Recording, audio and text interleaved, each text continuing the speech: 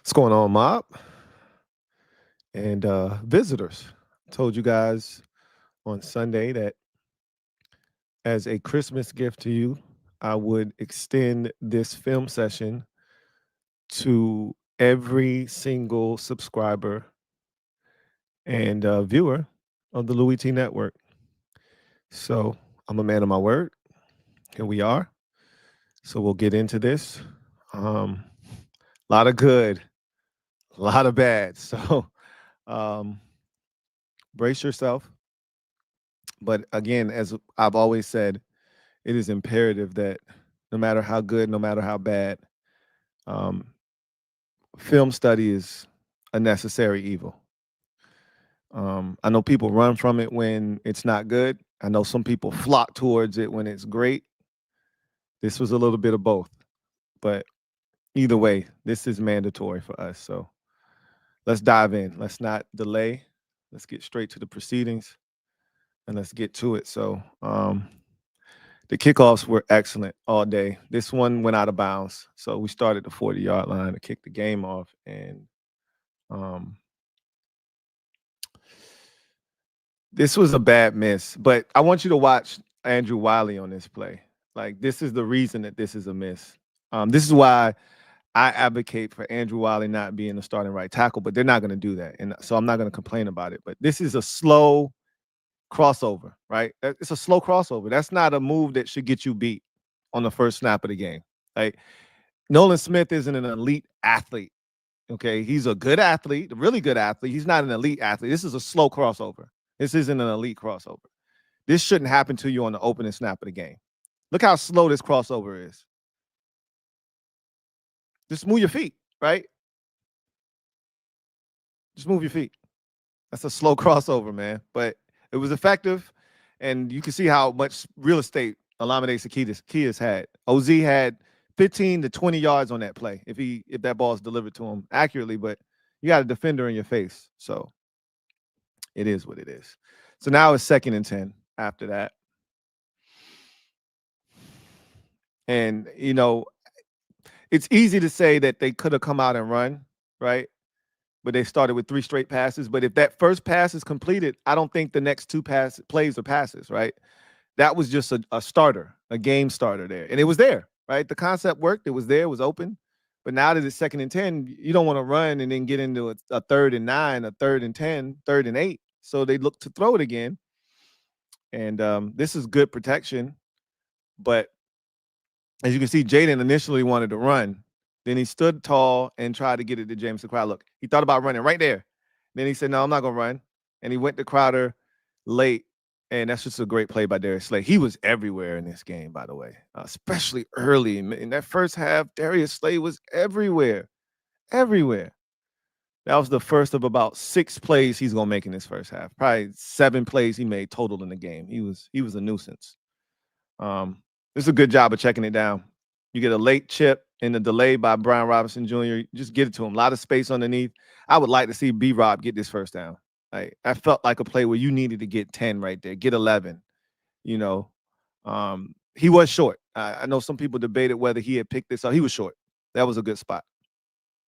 But you're going to see they're going to chip here on both sides on the way out.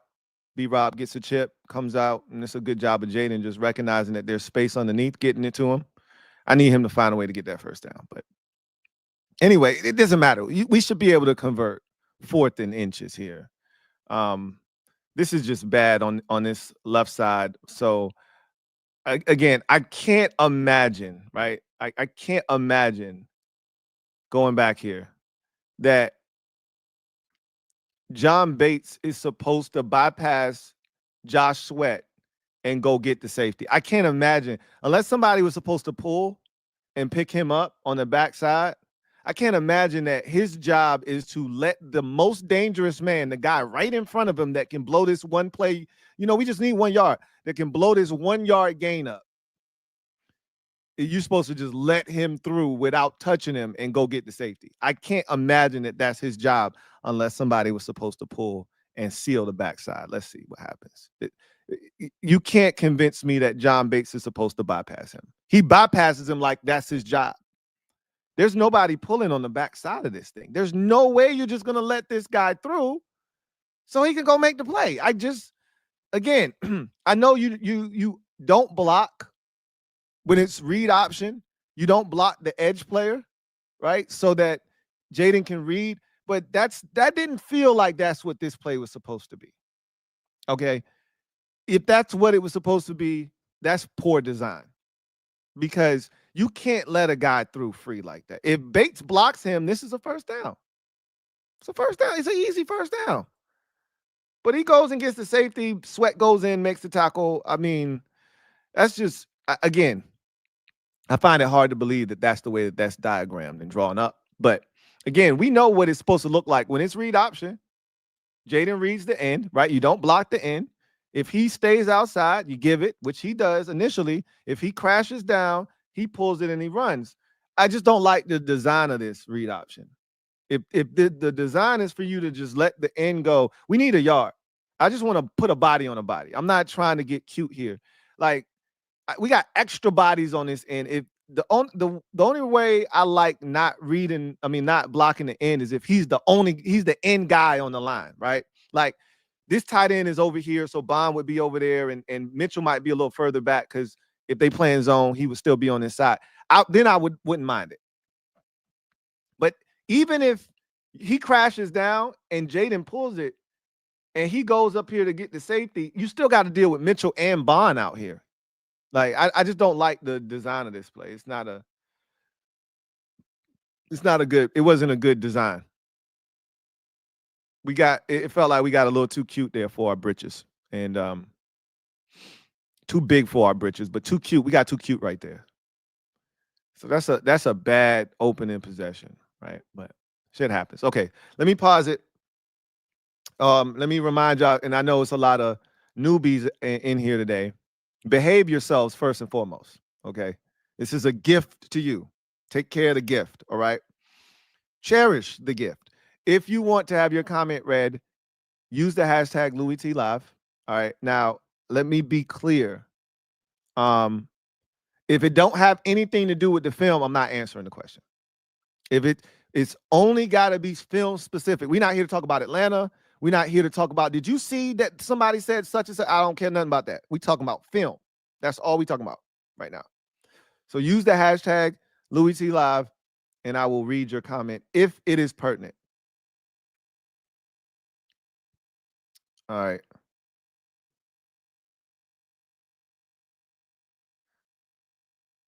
Let's get to it. All right. There ain't nothing here for me. Let's move on. So, Eagles' first possession. Hurts tries to throw slant.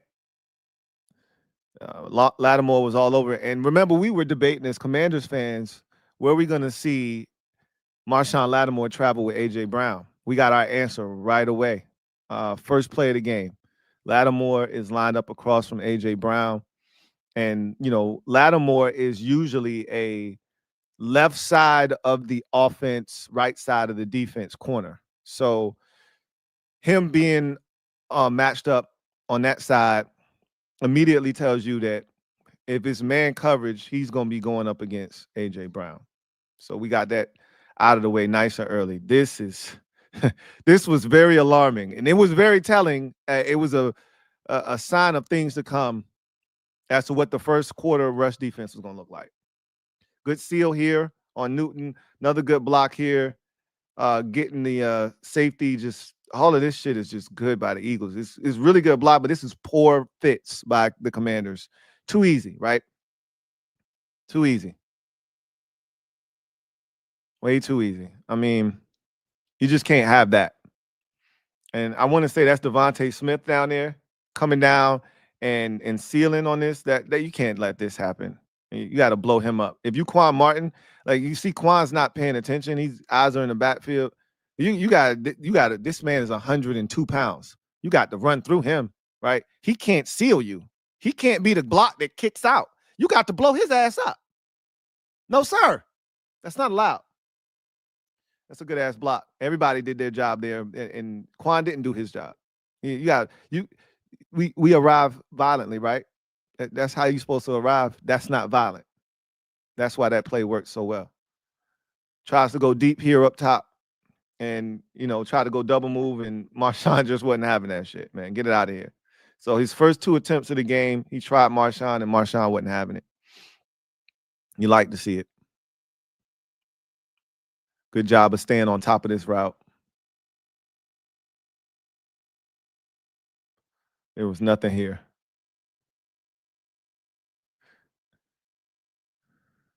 So now it's 2nd and 10. And I think Jalen is going to take off and scramble here, if I'm not mistaken. Might be a run, but I think it's so Kenneth Gainwell run. Bobby Wagner not having it. He getting hype on the ground. I love it. Gainwell had gotten us in the first game, so it was good to pretty much put him to bed this game. He had a few touches. This was more of a Saquon game, though. Saquon had over 30 touches in this game. Gainwell had minimal impact, and that's good to see. 3rd and long after the stop. 3rd and let's call it 9. And you see what? So let me pause it right here. You see what the game plan was with Hurts in the game, and I love this. We were going to challenge him as a passer, to be aggressive. So it's man out here, man here, right? He's got the running back here, man here, and you got one high safety. So we bringing it, man. We ain't bullshitting around. This is not who we are. This is not who we've been all season. We don't play, but this is the Marshawn Lattimore effect. Now you feel comfortable out here, in here, one-on-one across the board. And we can play man and come after the quarterback. So now we challenging Hurts to make a play. We trust our guys, right? This is a good blitz. This is a hold right here, first and foremost, on Bobby Wagner. But that's nor here nor there. It's a good escape, man. It ain't really much here. Like, it's just a good escape by Hurts. Like, damn. But it's a good retreat, right? This 4th down. And I had forgot about this. I forgot that we had gotten a stop on the initial drive. Now, they threw a flag out here for holding on Noah Igbenogany. Yeah, he held. I mean, who are we kidding? This is a hold right here, but they ain't have to throw this. It's Jahan Dotson. He don't need no holding penalty. He asked, right? But that was unnecessary by Noah. Like, you doing too much here. That's Jahan Dotson. He ain't getting the ball no goddamn way, right? You ain't got to do all that shit. But we stopped Hurts short of the sticks. It would have been 4th down. They would have had to kick a field goal. Instead, they get a gift. It is the season of giving, so we gave them a gift. And that's unfortunate. There's the penalty up top. And that's holding. That's definitely holding. You can't deny that. Foul, a good job of retracing and tracking them down and keeping them short, but the penalty gave them the 1st down. So still haven't completed a pass in the game yet. Everything they've done has been on the ground, and then a penalty has just given them a 1st down. So more ground game, man. I mean, this is bad by Bobby Wagner. Like, which way did he go? Which way did he go? Watch Bobby Wagner get turned completely around here. Watch Bobby Wagner. He don't know where the hell to go. Which way did he go? Which way did he go? Hey, he went that way. Oops. Shit happens. Good ass tackle. There, I think the safety. I think Jeremy Chin was the one to get him down. If I had to guess, he was Chin or Quan Martin. Somebody got him down by his shoestrings. It was Jeremy Chin. Good tackle, because that should have been a touchdown. So now it's 1st and goal from inside the 10-yard line, right around the 6. At this point now, you're like, man, if we don't get a stop here on this 1st down, once he got this close, it's touchdown. I was thinking they were going straight to the brotherly shove right now, right? You needed to keep him outside of the 3-yard line if you wanted to stop. And they already basically at the 1.5, 2-yard line. Like, you dead now. It's a touchdown. You already know it. The only thing that could save you now is if they fumble a snap or something. They get in the end zone. And because they're not at the 1 yet, they need to go to the brotherly shove. So they just give it to Saquon, and That's as easy as it gets, man. As easy as it gets. Let's walk in on a Sunday stroll. Good job up front and in the middle by the Eagles. If it was two-hand touch, he would have still scored. 7-0. Gave him great field position, had 2 opportunities to get stops on a 3rd down, and we couldn't do it. One by a penalty and the other by a run. So we had our chances. Big return by Luke McCaffrey. He killed him in a return game. Make him miss. Whoops, that's a kicker. You can't get tackled by the kicker. So we in plus territory, man. Luke McCaffrey out here doing big things. And that's a great block on the outside. Who is that? Who is this outside defender here? This is a great block. He pretty much blocked 2 dudes by blocking 1.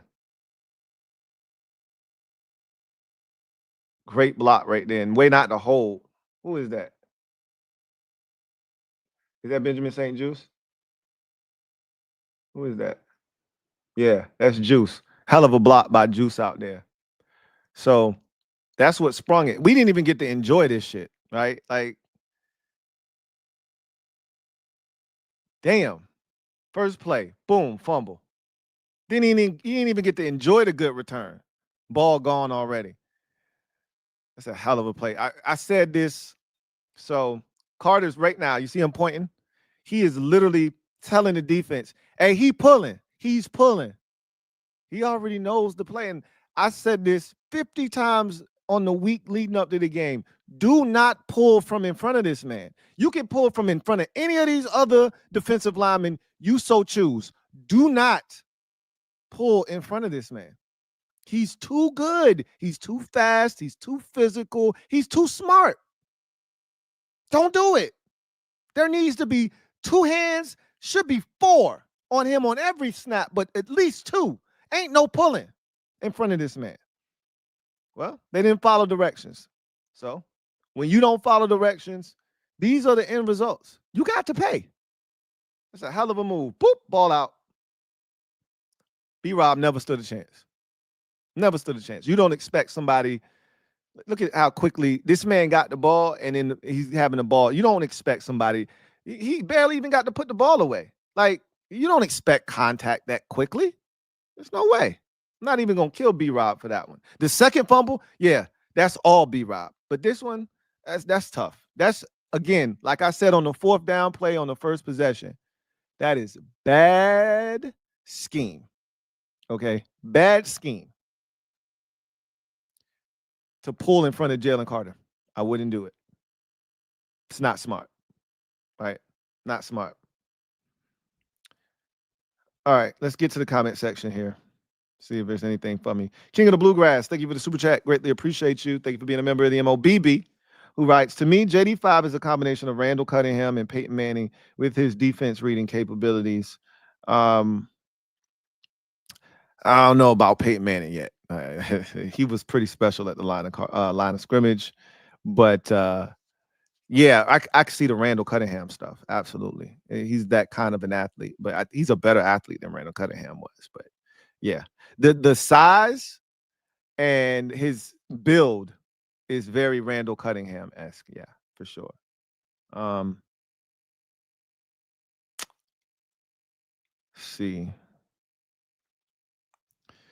Derek B says, Carter calling out Cosme pulling pissed me off because B-Wags called him out for his tell during camp. He still hasn't fixed it.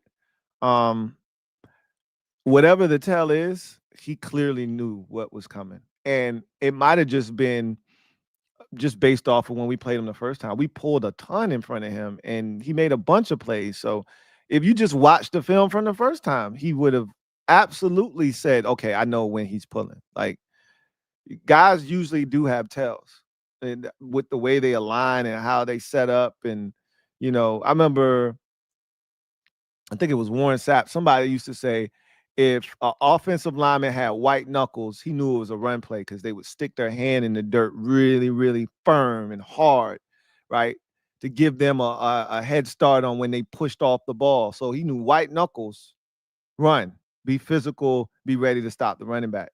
If he didn't see white knuckles, it was a pass set. They weren't digging their hand because they had to get up. I don't want to put all my weight down in the ground because I got to pop up out of my stance and get into my pass set. So it's little tells. You could tell with certain things, and clearly Cosme has something going on. Clearly.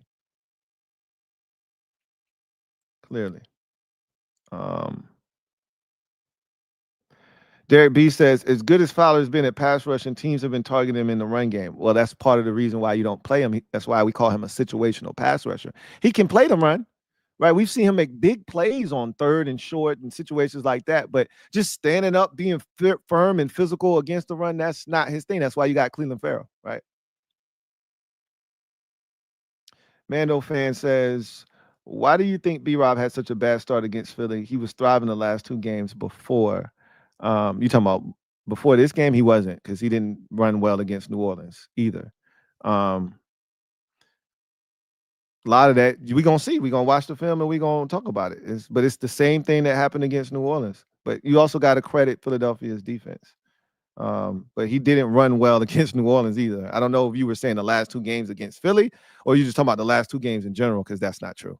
Because he did not run well against New Orleans. It's been an issue now for 2 weeks straight. The last good game we had on the ground with our running backs was the Tennessee game prior to the bye. So 7-0 turnover from B-Rob initially on the very first play, rather, of the second possession.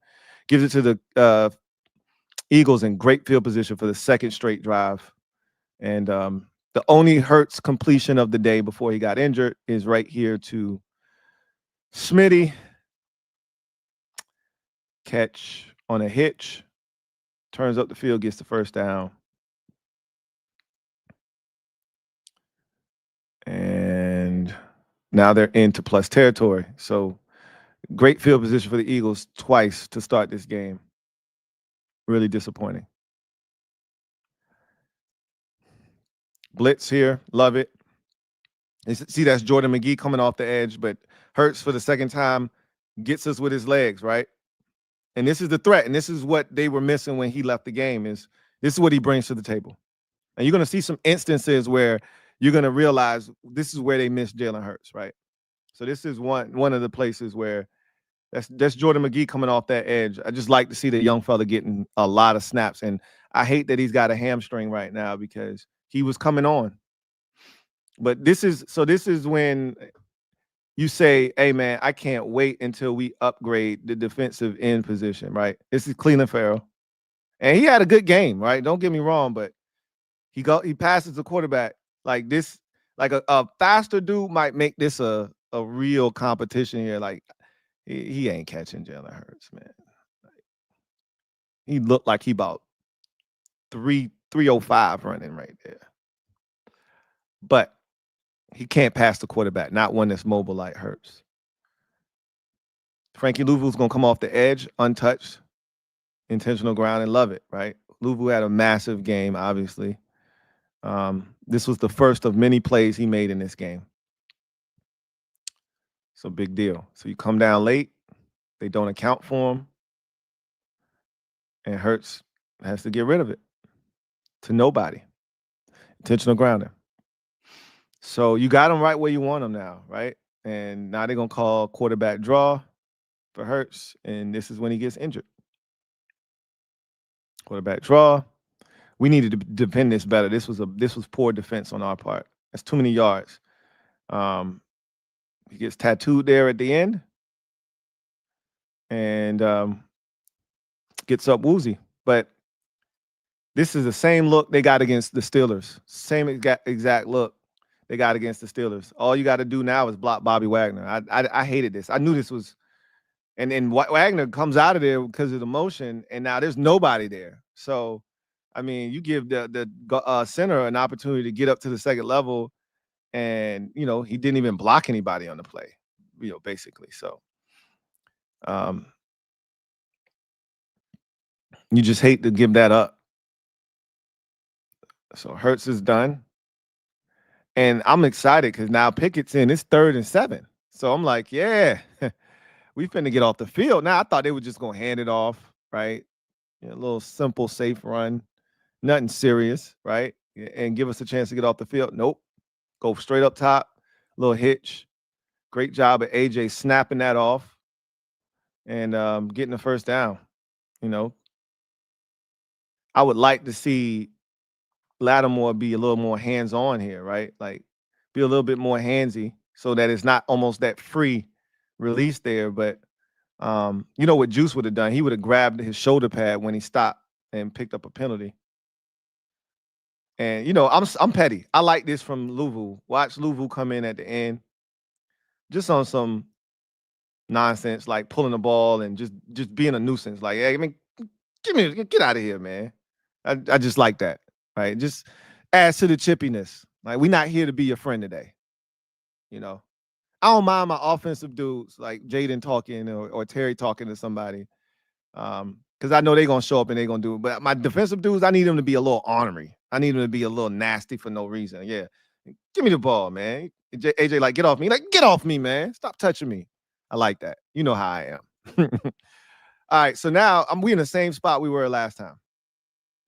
Essentially, with no Jalen Hurts, do not let them run this ball inside the 5, because if they get inside the 5 towards the 3-yard line, they probably getting there, right? You know they're gonna run the ball. So this was a good stop on first down. Swarming to Kenneth Gainwell. Like, do not let them run this ball in. Make Kenny Pickett beat us. That was the formula before Hurts got hurt. Was make Jalen Hurts beat us. Same thing applies. Ain't nothing changed, right? Make Kenny Pickett beat us. So that's a good stop on first down. Now do it again, because you know they really don't want Kenny Pickett throwing the football. So do it again. Well, they fooled me because I thought this was going to be a run. Well, it wasn't. Now AJ's coming across on the shallow. Good job by Frankie Louvu of making him stop his feet. Good tackle by Jeremy Chin. Good rallying to the football. And now it's third down. But you're in that danger zone now because they're inside the 5, and they can still get a first down on this possession as well. So that was a little bit more yards given up for my liking. But again, good job of Pickett extending. Good tackle there. Good rallying to the ball. Not letting them get extra yards upon contact. Now it's 3rd and about 2, we'll call it.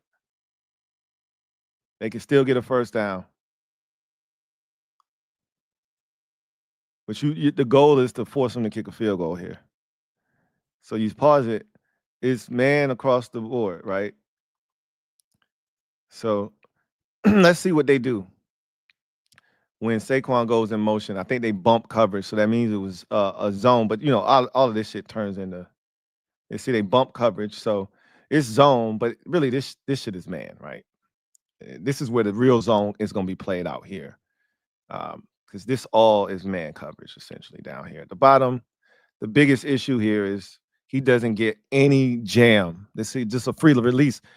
You got to get some hands on him here, because you know it's an end breaking route. It's AJ Brown. What are we talking about? Is it a slant or it's an end? Come on now. He didn't get hands on him. AJ wins immediately. Touchdown. It's a good throw by Pickett. You got to get hands on AJ Brown and disrupt him at the line of scrimmage. If you don't, that's your end result right there every single time. Really disappointing. Kenny Pickett comes in the game and deals a touchdown. You're like, come on, guys. Like, that's the type of shit we on today? If that's so, we in trouble. Big, big, big trouble. Kenny Pickett coming in and serving us. We got a long day on our hands. More Luke McCaffrey in a return game. Not his best return of the day. Probably his worst return, actually, of the day. Nothing was going right at this point of the game. So now we got bad field position relative to what we have had to start this game off. We had been at the 40 on the first possession and in Eagle territory, like the 43-yard line of the Eagles on the second possession. This time we're starting at our own 22-yard line. So, King of the Bluegrass, thank you for the super chat. Greatly appreciate you. Double up. Thank you for doubling up, who writes. Running upright also, quick release is Randall's. Yeah, Randall's, I thought his release was sort of slow, though. Randall was his release was a bit slow for me. Because he had kind of this little wind up, but once it came out, it was quick. King of the Bluegrass also writes, actually, JD5, what is more advanced in his rookie year than Peyton was. Potential to get that elite level, definitely there. Obviously, Peyton had 28 interceptions in his rookie season, but again, I love the offense that he's in and his ability to process all of those things are light years ahead of any of the quarterbacks that you think of in his with his peers right now. He's way ahead of that group. All right, so we forward for it. So, third possession for the Commanders, down 14-0. Haven't gotten the run game going, so you go with the screen game, and like I said, nothing was going well here. Ben Sinnott, this is a whiff of all whiffs here by Ben Sinnott, and we gotta watch the all 22s. The TV copy of this is comical, right? So he comes across. This is easy. He gets this guy. He blocks this guy, and there's some room and opportunity here. If he blocks him and this block gets achieved, it's one-on-one with the safety over here, man. This is good shit. Except Ben Sinnott was like, nah, man.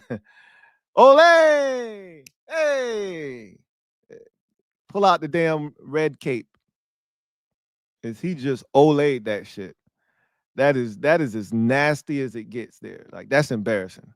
That's the type of shit you get singled out and chewed up on in film session for, because that's the type of effort that we just can't have.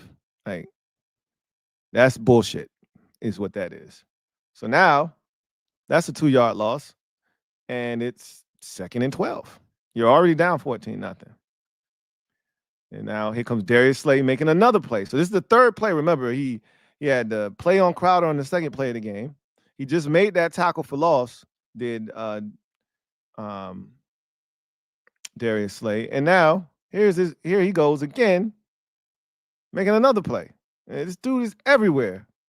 We 3 possessions in. We about a third of a way through the first quarter, and he already making a imprint on the game. 3rd and 12 now. 3rd and 12. The Eagles rush 4. He's got plenty of time. Tries to take off. No, to no avail. And pretty much no gain. And that's how that drive ends. Never really gave yourself a chance. And I remember telling Derek B at this point, hey, this is a 5 game. You see what's going on here, right? So the first possession, 3 passes. The second possession, we get 1 run and it's a fumble. And then third possession, 3 passes again, right? So what we're effectively telling you is this is a 5 game here. And I told him, I said, if we win in this game, it's on the strength of 5. But we're going to win this game. It's going to have to be a 5 game. So you punt the ball here. Good punt by Tress. Good coverage here, too. You get down there. Thought that was a block in the back, but, whatever. It's all good because they got called for another penalty. Blocking somebody out of bounds, which is a personal foul. So it backed them up 15, right? Let me see if that was a block in the back.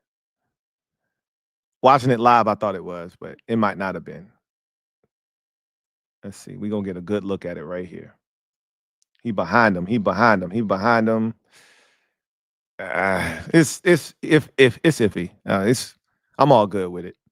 But they blocked the dude out of bounds. So look where they starting. So the goal is to stop Saquon now. Good job by Bobby Wagner doing that here.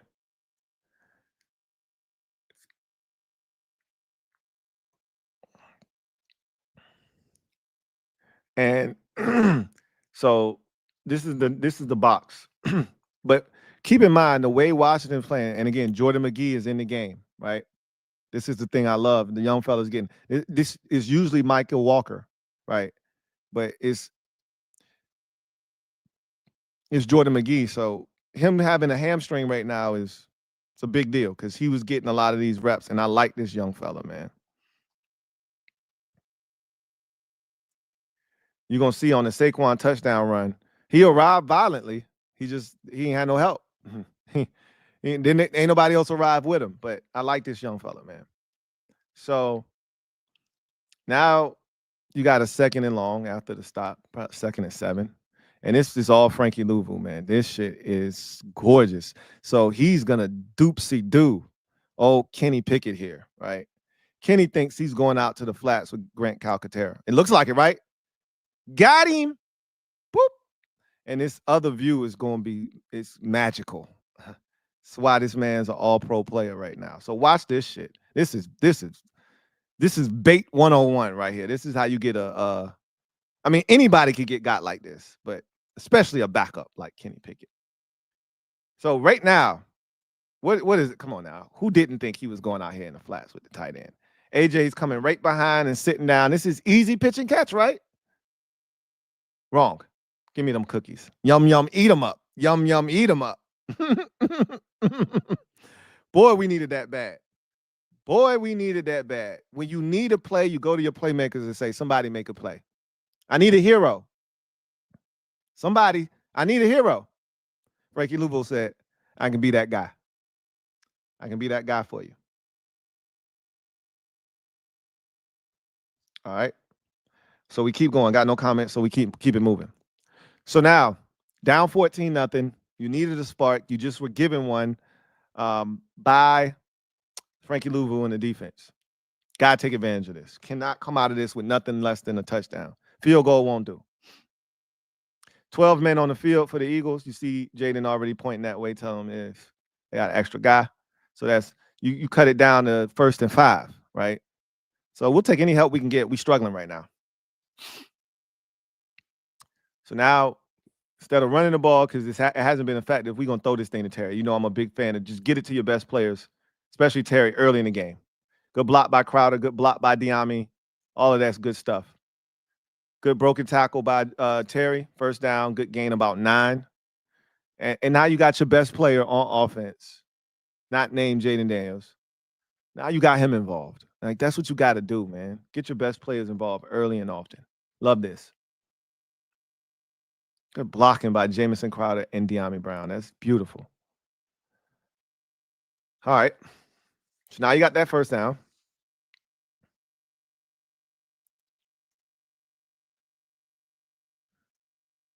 So this is probably a run. Nope. A little pressure. Nobody was open on the play.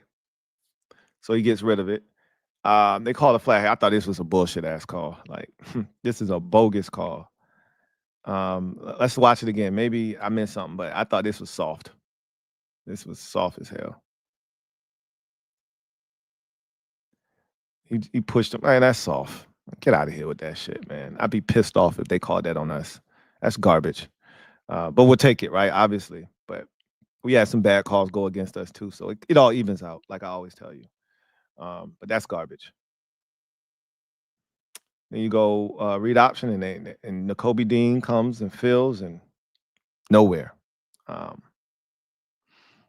I'm not sure that this isn't a bad read by Jaden. Let's see. I mean, if Nakobe Dean doesn't come flying through the hole, let's see what Nolan Smith does. He stayed outside. He did the right thing. He gave it. Nobody accounted for Nakobe Dean. He makes the play, right? It happens. So now you like, all right, Jaden gonna have to do this himself. Like, this run game shit, it's just not popping. And just start this game off. Throw it to Zacchaeus here.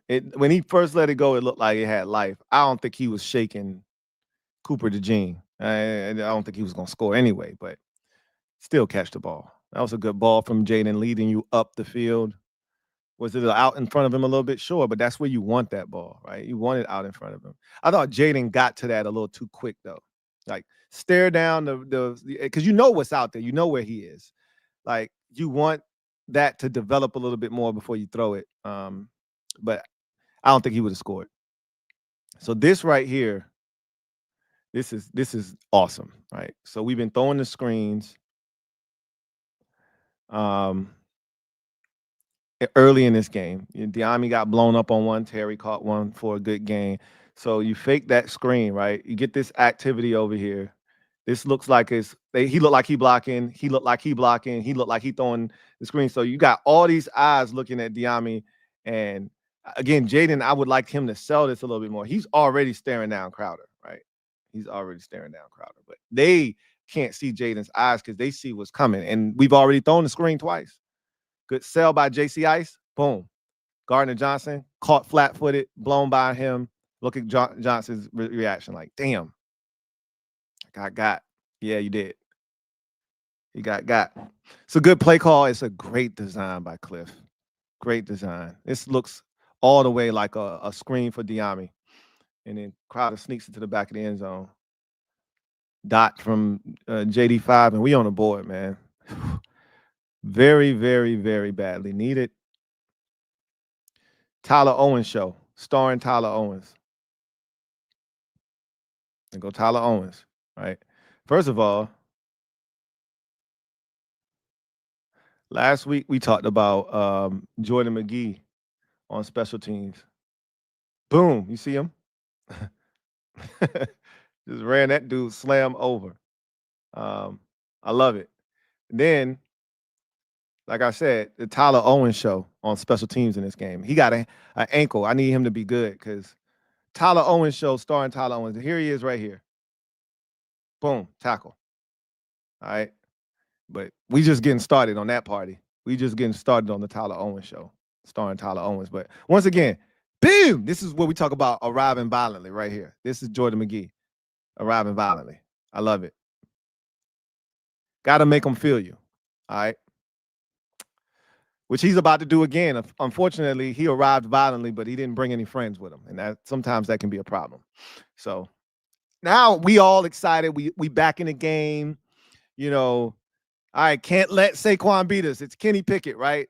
So Deron Payne says, I got you, bro. Go make some play. I love it. Right? Good shit, Deron. Run down the line. String it out. Go make the tackle. Okay.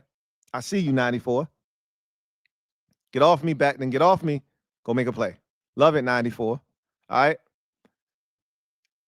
Now, this is problematic right here, though.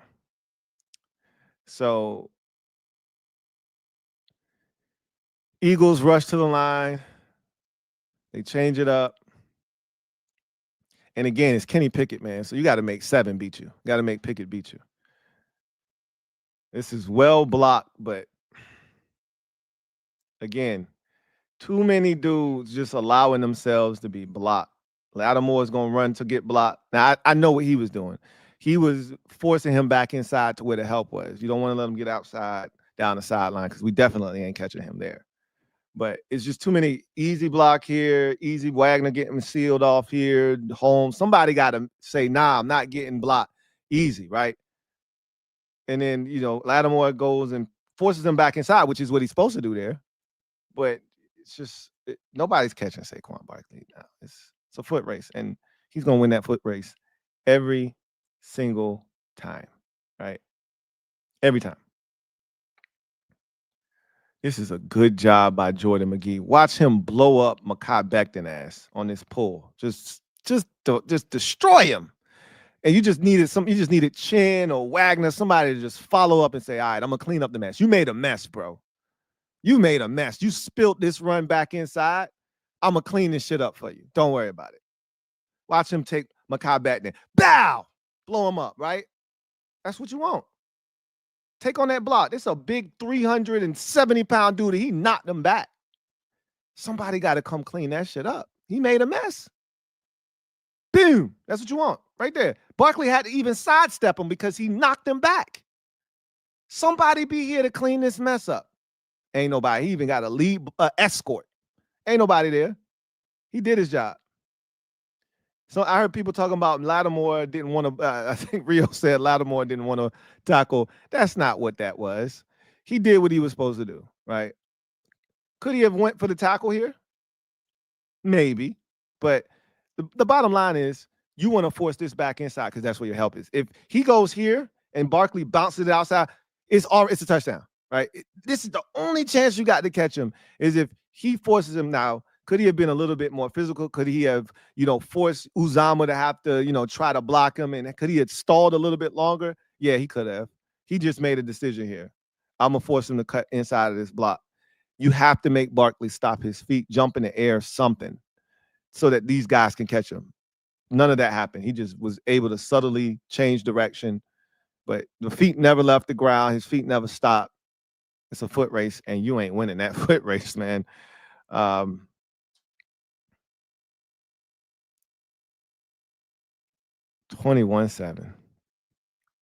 Wowzers.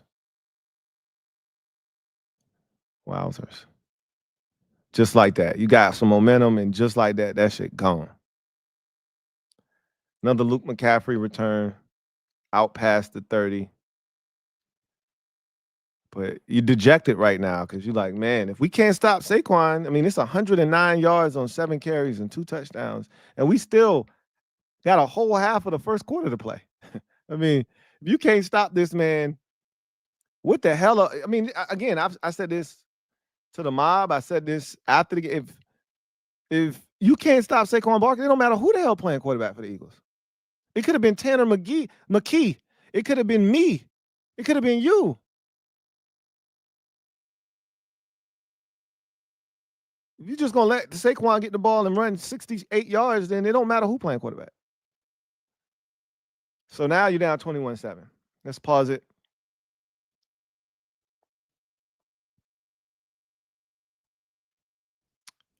Let's see what we got.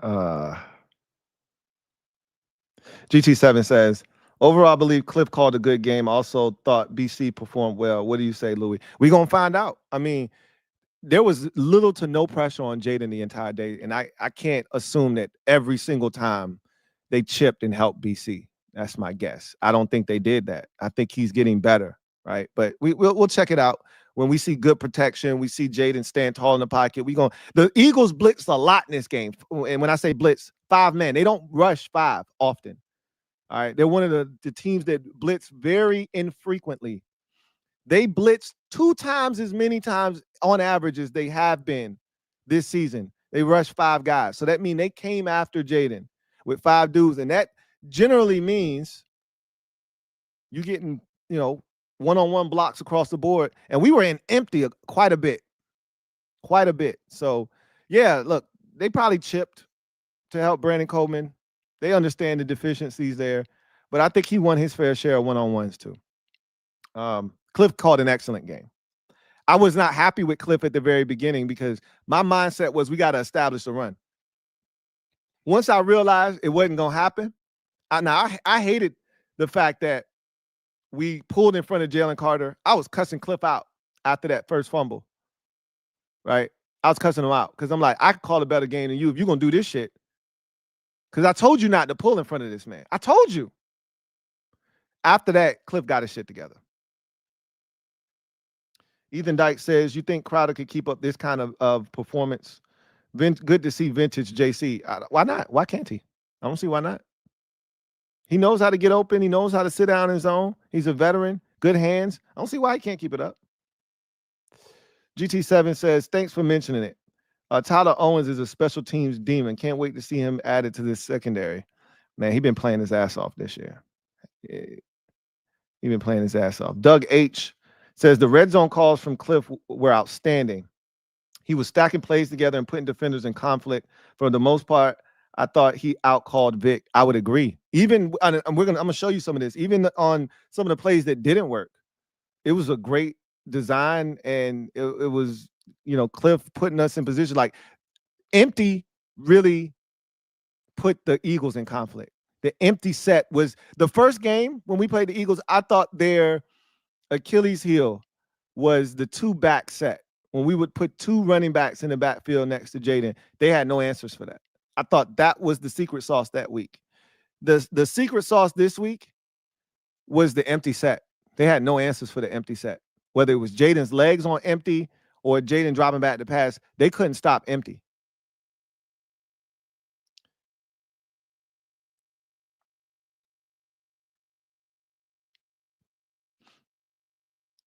All right. Let's get to 21-7. Commanders' 4th possession offensively. First possession, 4 and out. Second possession, fumble. Third possession, short field touchdown. What do they have in store for the 4th possession? So let's go back. 4th possession starts with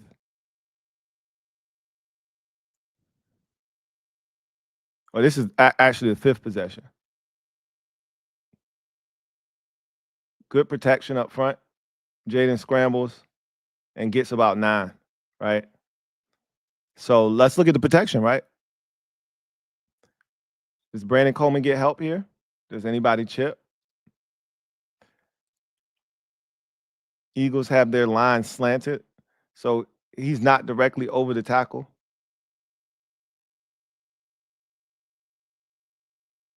So that's more of a defensive tackle. So he held up. Everybody held up. That's good across the board. Gave him a space to run. Was able to escape up the B gap and get about 9, right?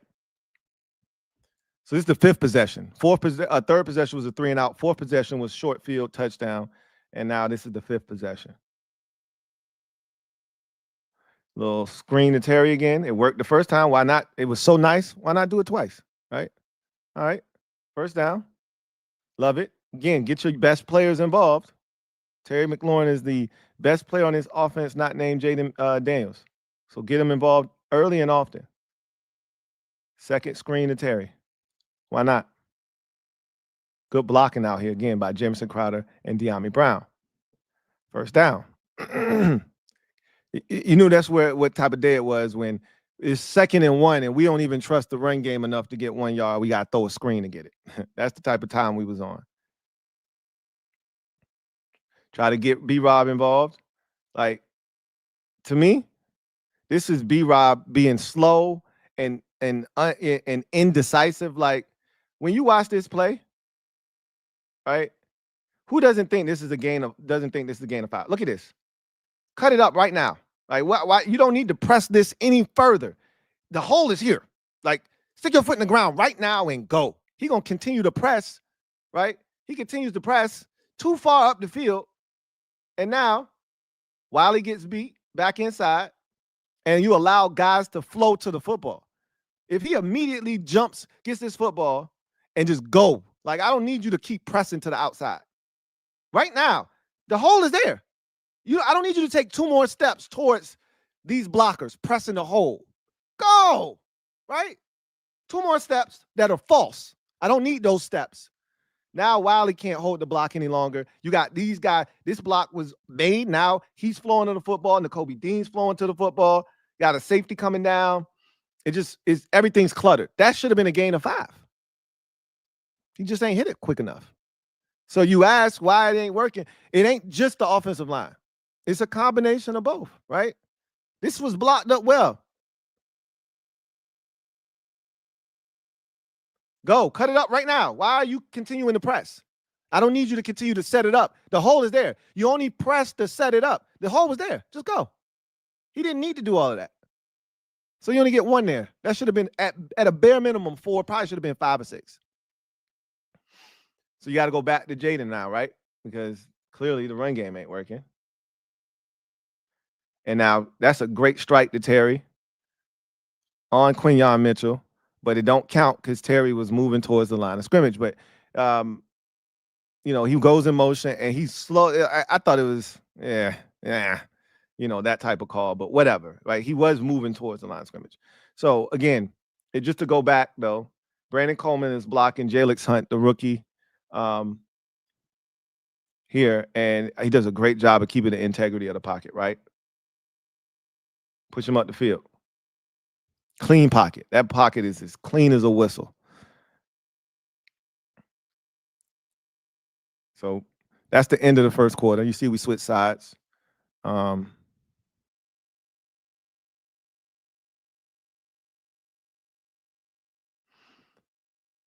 run it with B-Rob.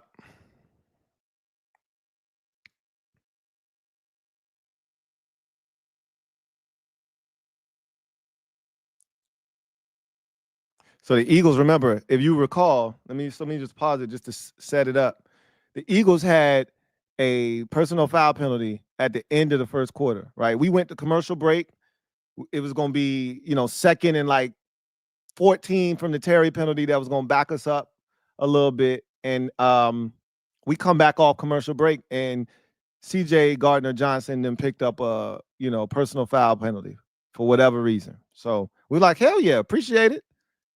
So now it's 1st and 10. So if you're wondering what the down and distance is, that's where we at. So that's why you can run this ball here for next to nothing and be okay with it. So as you can see right here, if we run this back, there is no space created here. And I've already said though, running against the Eagles inside, it's like running into a brick wall. It just doesn't make a ton of sense. Like Stance calls me up. Like I need you to double team him, wash him out of the play, push him up the field so that there's space here, and then you can get to Nakobe Dean, right? He just pretty much leaves Allegretti to fend for himself. Nobody wins. He don't even get to Nakobe Dean, and your end result is there's nowhere to go. So it's just guys aren't firing off the ball. Guys aren't being super physical. They're not playing together in the run game.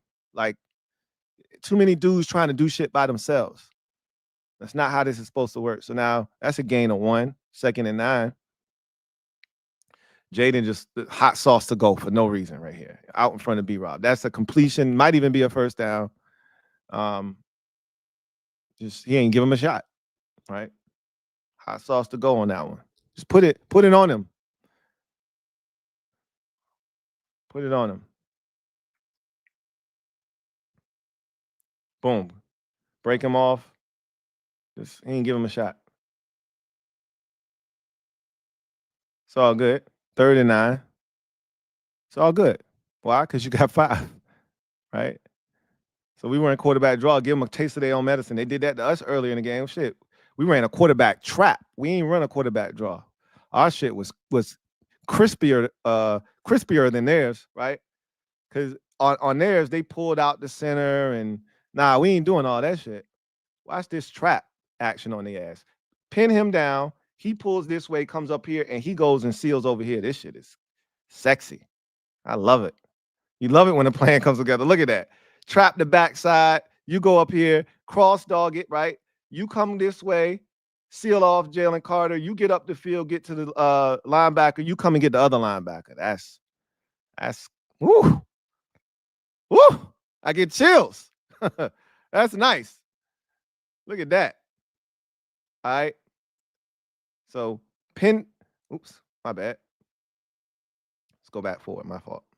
So pin down, come around, you trap him, So you come around, wham, trap, you get up, go get him, you go get him.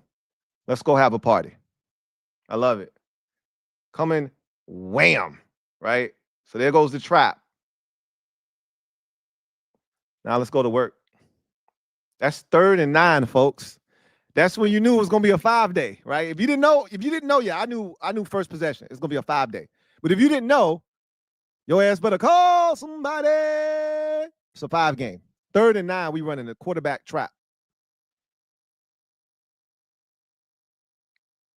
So this was one of those indecisive sacks taken by Jaden. Like, so Coleman does a good job initially. Like, this isn't on him. Jaden's got to make a decision.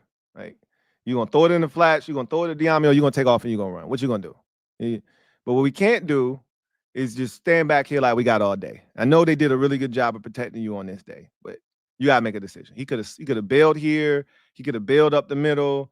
I don't know how much that would have netted you, but Terry's not open. At this time, Diami's not open. Flat. He's, his head's already down. He's trying to figure out what the hell to do. This point, he gets sacked. This was another bad call. The push of Cosme over the pile.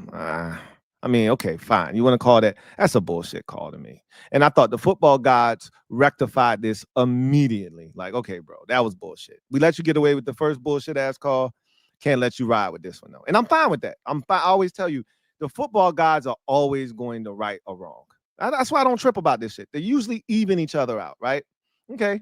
I just gave you some bullshit, so I got to take it away from you. He didn't waste any time, though. He didn't waste any time taking it away. B-Rob is now in the center. We're doing that Wildcat thing. Fake it to Jaden. That's actually a good design, good run. And then B-Rob coughs the shit up again. Cough that bitch up. It's about the 3rd or 4th time we've run this season where they shift. B-Rob gets under center. This is a different look. You know, the thing I love about this is look at the respect for Jaden Daniels getting this shit. They may actually give it to him on this joint one of these times. But look at what him doing that does to the defense. It froze them. It literally froze them. And that's how the game was so big, except B-Rob didn't hold on to it. You got to give the Eagles credit for punching it out. So you did all of that. You drove all the way down the field. And you get nothing out of it. And it's 21-7, mind you. So, man, it feels bad right now. It feels bad. That you needed 7 right there. And keep in mind, we haven't stopped Saquon Barkley yet. We haven't had a possession where you could say, hey, we can stop him. The last time the Eagles had the football, this man rattled off a 68-yard touchdown. So we're still in the mindset of, hey, this man might run for 300 yards today. So you needed that touchdown. Let's get to the comment section and see what you guys have to say. Mr. Pink says, Cliff in his presser just now said the play call on the game winner was David Blau's design, and it worked in practice twice before the game. Yeah, the players told us that already. That Crowder told us that after the game. Jaden told us that after the game. They normally throw that football to Ertz. And Ertz was open on the play too, right? Now, the question about if you would have thrown that to Ertz is, would he have gotten in? He was running right across the goal line. It could have been another, remember, we don't have any timeouts. So it could have been another Pittsburgh Steelers type situation where did he cross the goal line? Like, you don't want to be in that position. But he was open. I would like him to push that route up just a bit more into the end zone before he starts running across, so that if he, does catch that, if you had a timeout, I wouldn't mind it. But we didn't. But normally that play goes to Ertz. But, Jaden said that the day before in practice, or the Friday in practice, they ran red zone and they ran it to Crowder, and he was open and Crowder got the ball. And so the same look happened, and he knew where to go with the football. He knew where to go with the football.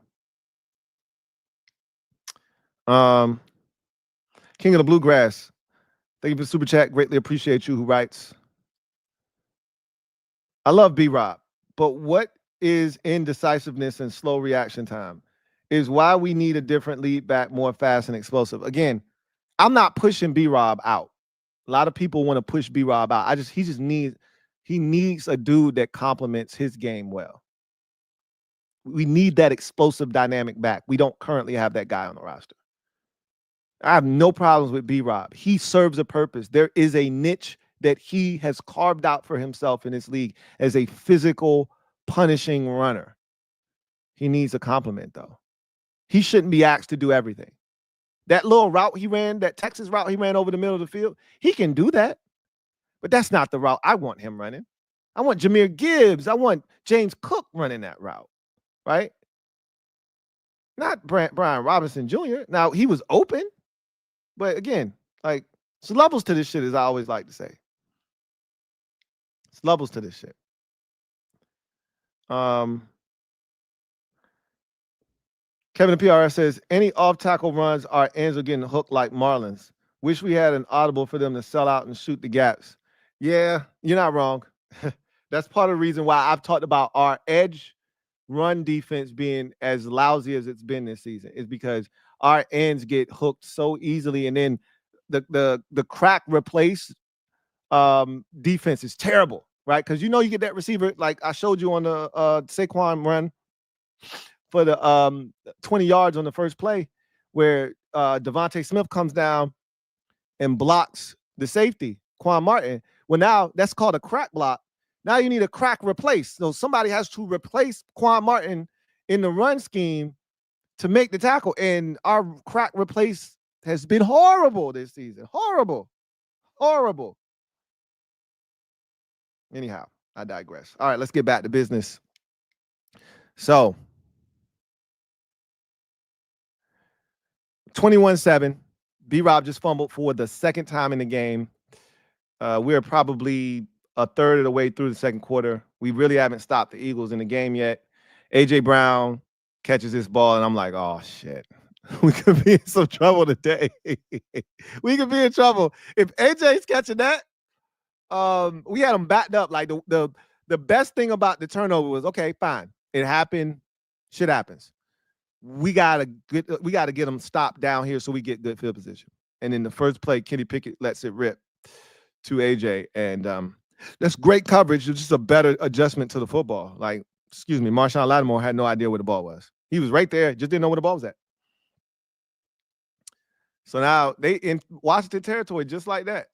And I'm like, you gotta be kidding me, bro.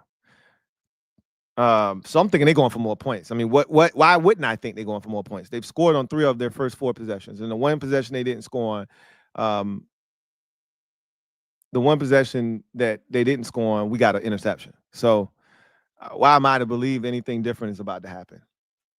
So this false start on the Eagles. Back them up, make it 1st and 15. Hey, we need any help we can get at this point. So you saw that was going to be a Saquon Barkley run. So the likelihood is they're going to run it with Saquon again. And again, why wouldn't they? So all they did was change sides. Good job of Bobby Wagner reading it. And I think this is where you see the shift in the game right here. So from this point on, Saquon becomes a non-factor, right? And you know, you get all the Eagles fans talking about how we started to load the box, this, that. But look at the box. It's a heavy box now. 1, 2, 3, 4, 5, 6, 7, 8. And then you got a 9th defender right here. But the reason that it's a heavy box is look at what the Eagles are doing, right? 1, 2, 3, 4, 5, 6, 7, 8, 9, 10. They got 10 guys in here. You take the quarterback out, and you got 9 dudes in here. You got 8 blocking because you take the quarterback out, you take Saquon out who's getting the ball. So this is why the box is heavy. You don't want the box heavy, spread us out. They didn't do that. They said, you can't stop us, which they should be arrogant. But they made this box heavy like this by their alignment. So, like I said, we started to whoop their ass up front is what happened. Don't let nobody tell you differently. We started to kick their ass. We started to kick their shit in. Now, did we sell out? Yeah. There were some times. I'm going to show you some of these times when we sold out. But we started beating their ass up front. They ain't never had their ass whooped like this up front. See McGee? You see McGee? I'm telling you, man, I like this young man. I like this young boy. I hope he's okay because he's playing way better than Michael Walker, right? Check out the young fella. This is what we need. We need this speed, this youth, right? Look at him. Come fill this bitch up. Ha! Make him cut it. Stop his feet. I told you got to make the key to stopping Derrick Henry and Saquon Barkley is you got to make them stop their feet. They get going, forget about it. If he doesn't come and fill this, Saquon's going right here. Right here. He forced him to cut that bitch back. Now Bobby can come make the tackle. You see how that works? He made a mess, and Bobby Wagner cleaned the mess up. He made a mess the last time, and there was nobody to clean the mess up. His job ain't to make the tackle. His job is to create havoc, to make a mess. Someone come clean it up. Mess created. Bobby, come clean it up. Thank you. That didn't happen last time. This number 58, man, that young fella's coming. Got to stay healthy. So now it's about 2nd and 11. Frankie off the edge. Devontae catch. Good tackle here by Chin, man. No extra yards. Get your little ass out of bounds, right? That's what you do, right? That's just a gain of 4. That ain't shit, right? Love it. Chin said, get your ass out of bounds, man. Good job. Frankie off the edge. Good pressure, right? Forces them to get out. And now no yards after catch. Got out of bounds. 3rd and 7. 3rd and 7. 3rd and 7.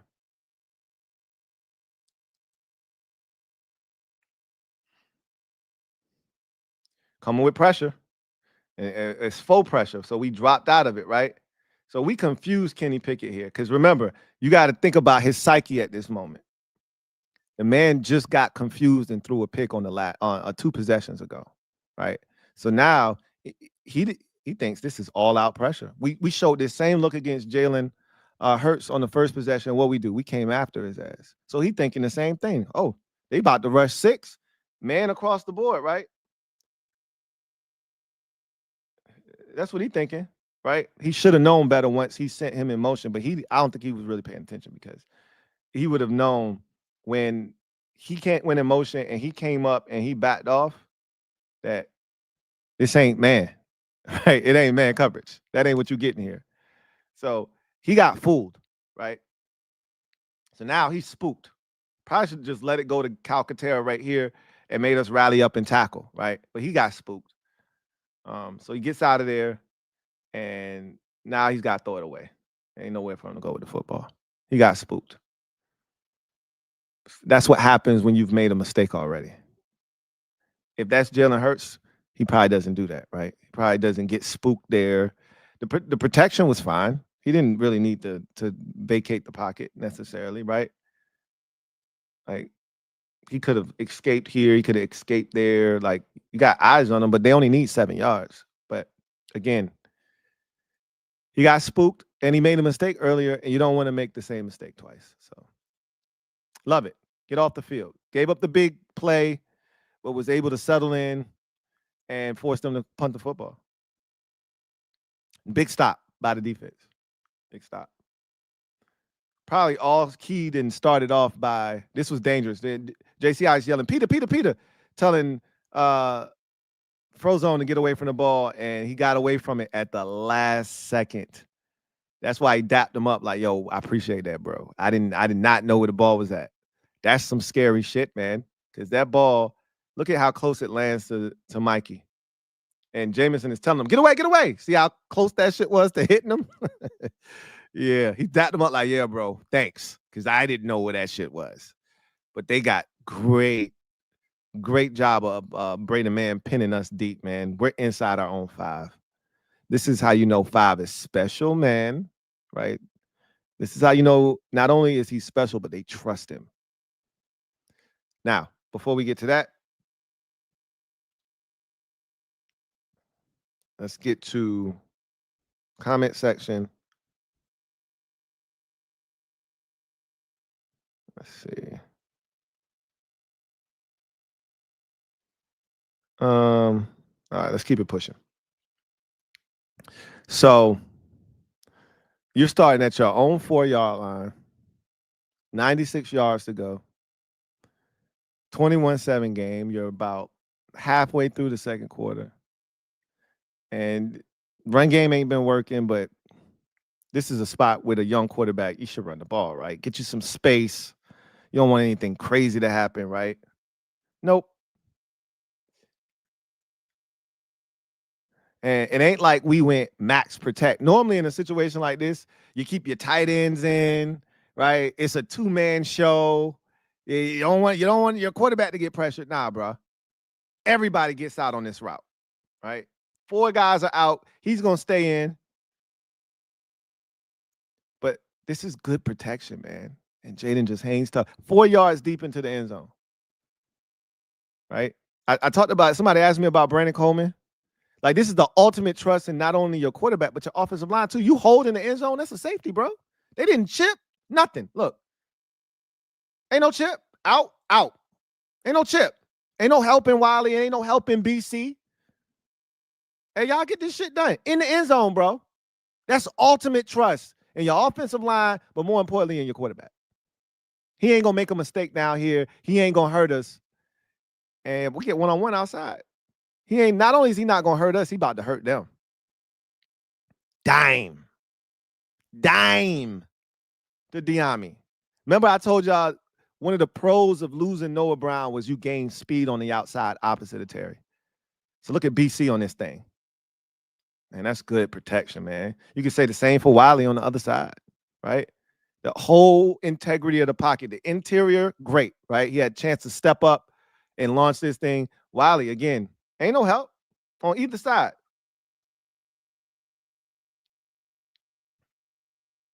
Boop. And Cliff had, you got to have balls of steel to call that in your own end zone. Get you out of there. That's gorgeous. Now we got to try to get this run game going. That might be the best run we didn't had of the day. Not non-Jaden run that we've had of the day. That's the best running back run we've had all day. This is a gain of 4 on first down. We ain't seen too many of these today. It's a good run by B-Rob. Good blocking. See how they double teamed up front? Like, this is good, solid teamwork. Like, I'm not seeing a lot of this right now, right? Double team. Don't be so anxious to get up to the second level and work to the backer. Double team, double team. This is duo up front, right? The old Jay Gruden duo. Double teams up front. Don't be so hasty to come off and get to the linebacker. I ain't worried about that. That linebacker ain't going to stop us from getting 2 yards, 3 yards. These guys will stop us from getting 2 yards, 3 yards. Block them first. Then you come off and get to the linebacker. That's how you do it. Good job. That's how you get 3, 4 yards. I'm not seeing enough of that. I'm seeing too much hero ball up front.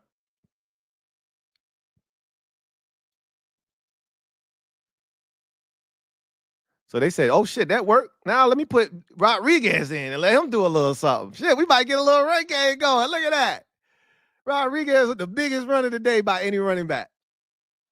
Look at that. Chris come in with his yellow cleats, feeling good about himself. Nah, with his that's a yellow spat job. The little tape up, man, looking crispy. That's a 6-yard run. 3rd and 1. We just need a yard. And we got so excited, and then look at this stupid shit we do. Yeah. So when Dan Quinn talked about it on his press conference on Monday, he said, or it might have been Tuesday, he was asked about the offensive line and coming off the ball, and it's not, like, don't overthink it. It's not rocket science. Like, let's not make this harder than it needs to be. Just put somebody's dick in the dirt. Like he said, I don't care if you make a mistake. Just make it fast and physical, right? This is what he's referring to. You overthinking it. Tyler Biadasz overthinking this, right? Watch him overset. Bro, they got 2 dudes in here. Like, this, we need 1 yard. Like, there's no way that Milton Williams should be beating 2 dudes into the backfield. And ain't no way this dude should be beating Coleman in here into the backfield. Like, it's literally 4 on 3, and we still get beat. Watch how badly Biadasz oversets. For what? Like, why are you getting beat right here, bro? You got Allegretti on the other side of you. He's got to come to you. The one thing you can't do is let him beat you to the outside of you, because there is no help on that other side. Allegretti's on the other side. So if he tries to split y'all, Allegretti will take care of him. But Biadasz, for whatever reason, overset. For what? What we doing here, bro? What we got going on here? What is so important that you feel like I got to get to him that quick? Hold on, money. Hold on, money. That's a great play by Milton Williams. And Hunt. I mean, and let me not let BC off the hook either. Brandon Coleman, I can't let him off the hook either, because he caught a nice little swim move inside too. Like, come on, bro. That's bullshit. Both him and Allegretti, that bullshit. It's straight bullshit. But again, that's a lack of physicality. You got him? Nah, you got him, right? Nah, I got him. No, you got him. Who the hell got him? Somebody get him. Now it's 4th and 4. That was 3rd and 1. Remember the last time we played the Eagles? Y'all remember that? Last time we played the Eagles, we had a 2nd and 1. That's where the game imploded. 2nd and 1, blown up. 3rd and 2, blown up. 4th and 4. Then they tried that dumbass QB keep, and Jalen got tackled for either a loss or a gain of 1 by Zach Bond. No real difference here. 3rd and 1 turns into 4th and 4. What? The Eagles didn't run blitz. They didn't do anything. We were just soft up front, right? Missing blocks and doing stupid shit. So now Jaden's got to pull out your do-it-yourself kit. They try to do a half boot to roll across the field to get some activity going, and there's nobody open, right? He's not comfortable with what he sees. I don't blame him. Terry's being triple, covered here. Zacchaeus is in tight coverage here with Slay. That's not safe, right? And Ertz is running a wheel up the sideline, but he's not beating Zach Bond. So there's nothing here. Pull out my do-it-yourself kit and go get it myself. First down. You my everything. JD5 is our everything. This is crazy that he had to do this himself. Pull up, stop, skirt, go get it. Thank God for 5. First down. Rodriguez still in the game.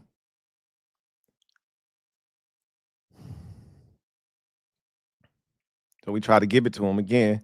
Big hole. That looked like it should have been 4, 5. That man got 2 yards. Like, damn it, man. Holes don't get too much bigger than this shit. Here, right here, right?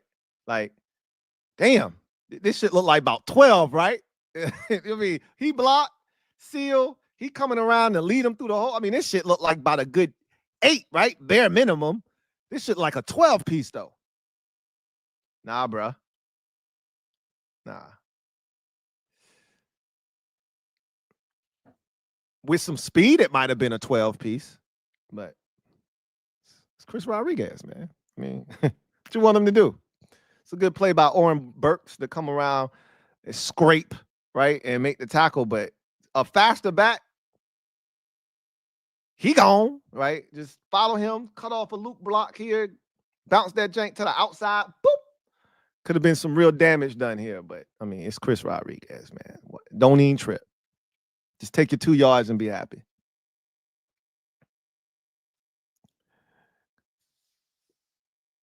Second and 8.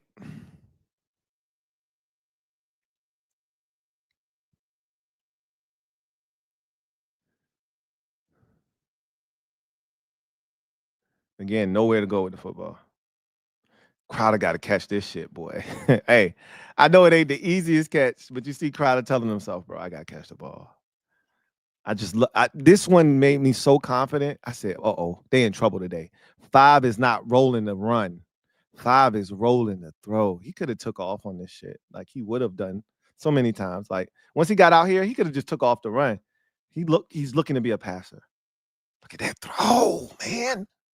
Damn, catch the ball. I was cussing Crowder ass out because that made it 3rd and 8.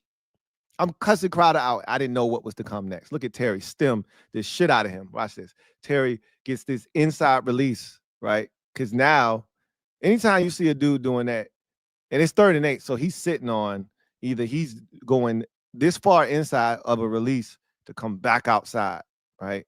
Or he's going to try to break inside. But he's breaking this off. He ain't going deep on me. Not with this release. All contraire, my friend. Got him. Man wasn't even in the shot when this man caught the ball. Cooked his ass. But look at this. This is what makes it even impressive. This is like the reverse of the Cincinnati game. Unaccounted for off the edge. Jaden knows it, right? Gets hit just like he did against Cincinnati and drops it in the bucket to Terry just like he did against Cincinnati. You my everything. JD5 does it again. He did it again. 3rd and 8. Staring down the gun barrel of pressure. Dime. And you see Terry tell him, oh, you supposed to be Quintana MOBB? That's what this supposed to be? Word. Watch Terry say, got him. Love it. Love it. So they slid protection. Coleman slides down like he's supposed to. He didn't do anything wrong here. He's supposed to do that. Because they thought the pressure was coming off this side. So they slid protection this way. Pressure came from this side, which is all good. JD knew where he was protected at. He knew he was going to have a free hitter. So just deliver the football, right? He knew where it's at. Bow, stood in there, stood tall. Dime. And that's a hell of a job tracking the football. Not every receiver in the league can track that ball the way that Terry just did. Hey, this extra point right here, I'm going to keep it a bean with you.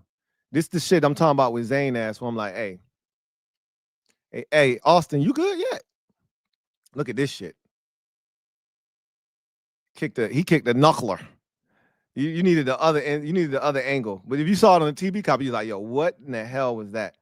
Tyler Owens is what that is. Ah, Tyler Owens. That's what that is. Tyler Owens out here blessing kids. Another special team. I told you, the Tyler Owens show featuring Tyler Owens. 21-14 now. We back in this bitch. All right, defense. Hey, this look like a heavy box to you? They got some receivers out here. 1, 2, 3, 4, 5, 6, 7. It's the 8th defender here, but again, 1, 2, 3, 4, 5, 6, 7 Eagle blockers here. So this is why you get these extra guys in here. You don't want them in here. Get them out of here. But the Eagles are used to this.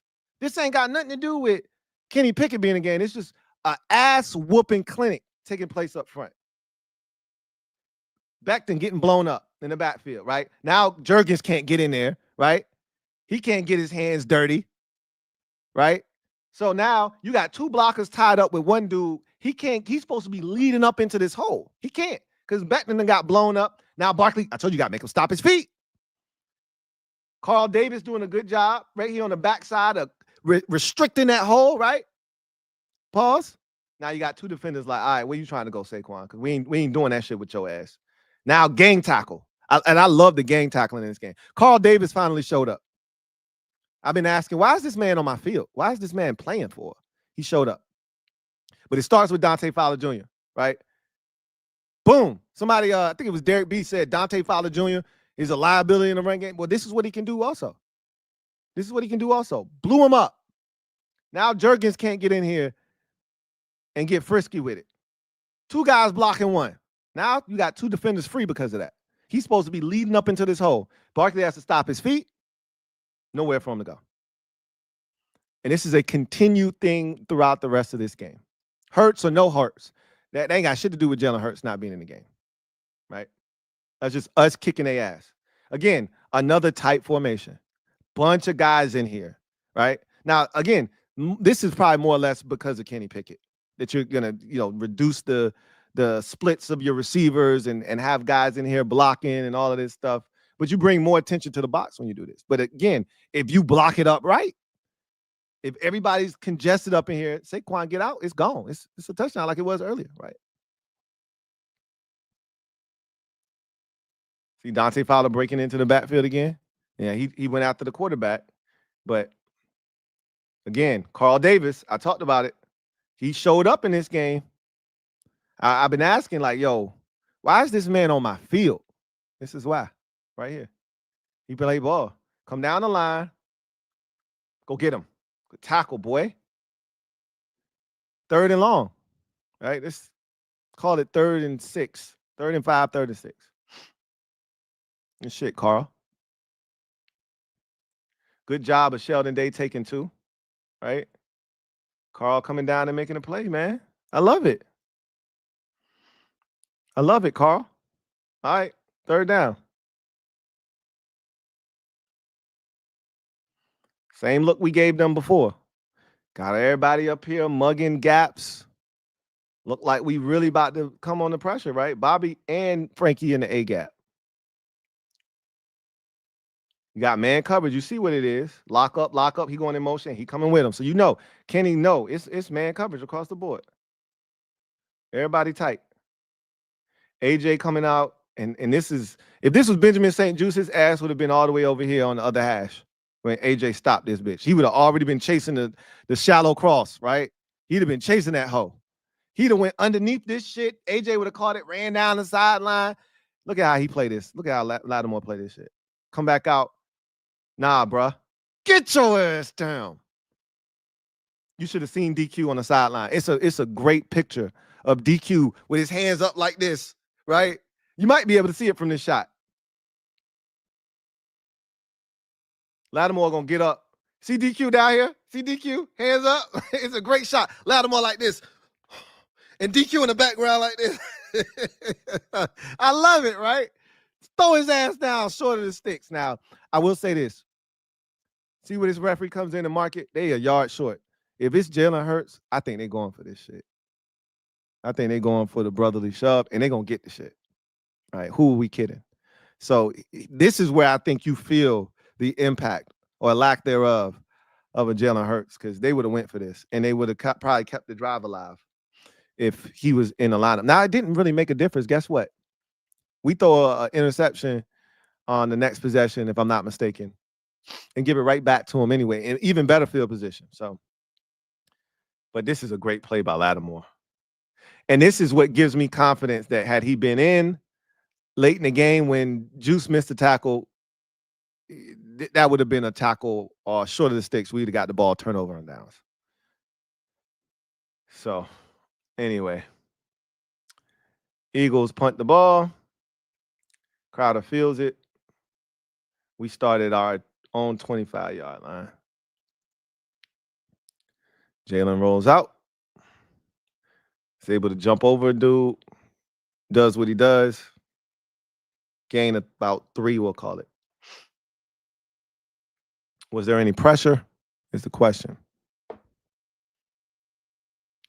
Was there any pressure? Yeah. A little something on that right side.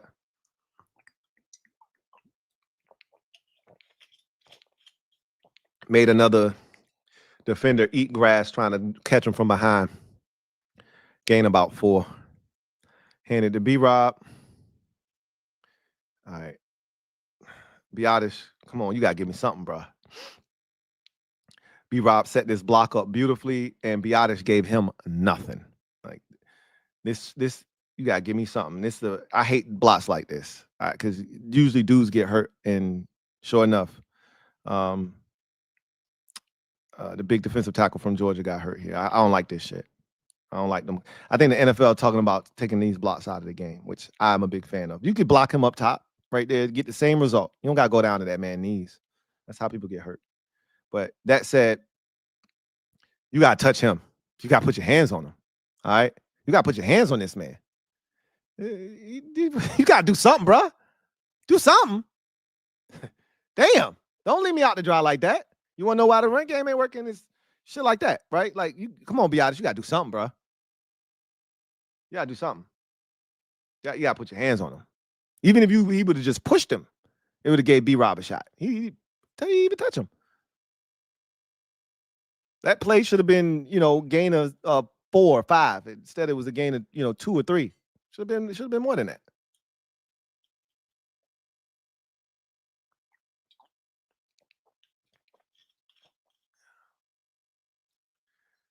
Check it down. Another tackle by Slay, who's just having himself a day. Now you got to punt. And let's see if there was anything open up top. I don't think there was. So the question now becomes, Diami was coming in, but Terry was also open on that comeback, on that hook. Let's see if Diami was open on that dig. He was. But now you got to sync it up with the pressure, right? And there was pressure, unfortunately.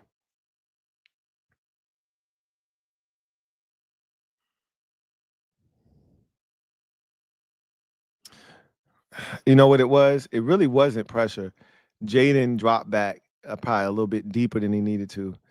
And the tackles got pushed and restricted his space. He felt threatened. Had he just stepped up right there, step up instead of stepping back, if he steps up right now, he probably will have time to wait on Terry or Diami on their routes. But it's just such a long developing play though, right? Like Diami still ain't come out of his break. Terry still ain't get to the point where like it's just taking too damn long. And he's like, yo, I gotta get rid of this shit. I don't blame him. That's what happens when you got a long developing route. If the protection ain't pristine, then you got to go somewhere else. Because technically, Diami and Terry got open on the play, but it's just both of them are running 15, 20 yards down the field. It's just tough.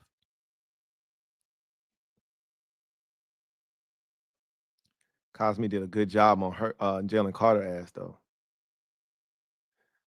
Both tackles kind of got bull rushed. It felt like they both kind of got bull rushed. All right, let's check the comment section and see what you guys have to say. All right.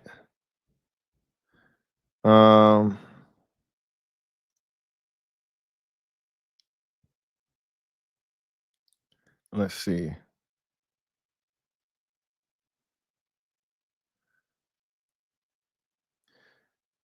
C Trill says, "Where are the HB dives and tosses?"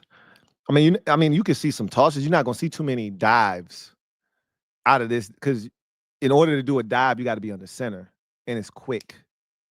And we're not under center a ton. It's just not who we are as an offense. So you're not gonna see a lot of those. Now the tosses, you've seen tosses from this team this year. Um, but again, I like tosses to go to dynamic backs. Like I'm not looking for a physical bruising back. I mean, you can do that, but you like when you get guys out on the edge in space, you're looking for it to be faster guys. It really don't make any sense for us to be doing tosses to be honest with you. C Trill says the shotgun on 3rd and 1 is crazy to me. Get under center, please. But that's who we are, and that's who we've been, and we've been successful doing that. So I can't complain about it. We've been really successful. Just block. That's what you got to do. Block. I know that drives some of y'all crazy, the 3rd and 1 in the shotgun, but that's who we are. That's who we've been. Like, ain't no sense in complaining about it now. That's who we are. Just block. Do your job, and we'll pick up the 1 yard, right? I personally think we're more effective out of gun in short yardage situations because of Jaden's ability to run the ball. When he gets under center, you're taking him out of the equation as a runner because the 2 times that they've tried to run that naked boot play, he's been destroyed on both plays, essentially. So I don't even like him under center because at least out of the gun, he's a part of the threat of the run. You got to account for him or he'll put it and keep it himself. I think that's a better, version of us as a run team than him under center because you take him out of the equation when you do that pretty much. Brendan McCloskey says, Wiley could have easily gotten hands on that man. Where was he going? You could ask that about a number of these offensive linemen. And again, I don't know what they be doing. What are you doing? Just lay hands on that man. Where are you going? Why are you doing that? Swaggy P. Right. I'm starting to notice JD5 throw more on the run as the season progresses. He was only taking off and running early in the season instead of using his legs to buy time to pass now. And it comes and goes, right? Because remember the Cowboys game, 3 straight runs out of bounds? That wasn't that long ago. That was a month ago, right? That wasn't that long ago where he ran out of bounds 3 straight plays and we were going, bro, what the hell? So, like, it comes and it goes, but when he's at his best, you're seeing him do what he did in this game, which is using his legs to not just be a runner, but also be a passer as well.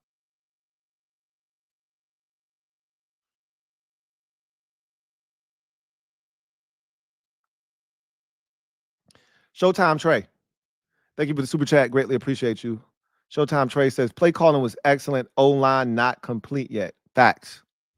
I agree with both assessments. Gear Cell 1. Thank you for the super chat. Greatly appreciate you. Says, hope you had a good Christmas. Got some elf yoga pants. I did have a good Christmas. I hope you did as well. I hope everyone out there had a great Christmas. And easy on the yoga pants, my friend. Easy on the yoga pants. All right. So set the scene 21-14, late second quarter. Eagles with the football with just under 4 minutes to go in the first half. Let's see what defense is able to do.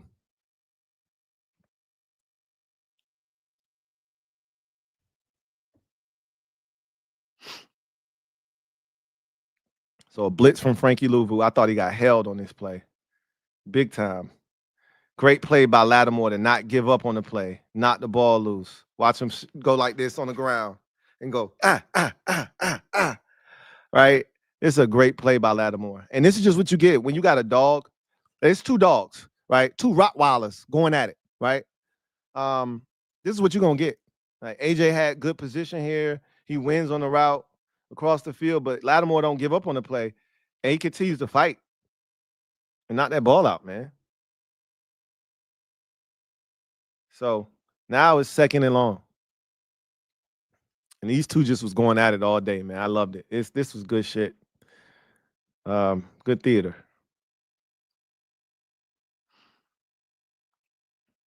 Little run to Gainwell.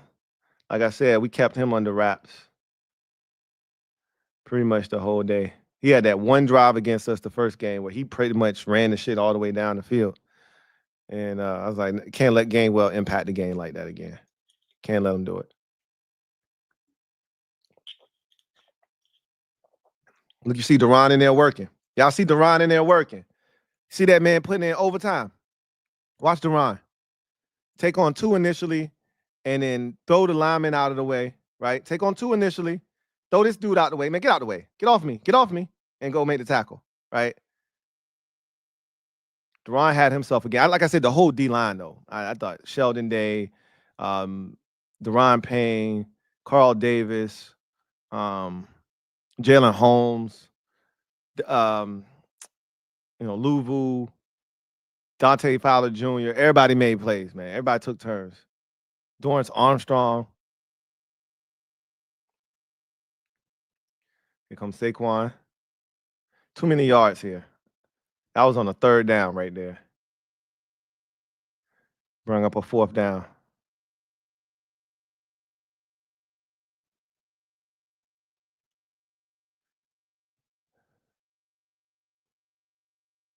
Too many damn yards. Too many yards. But again, if Hurts was in, I'm thinking they're going to use the brotherly shove to go for this.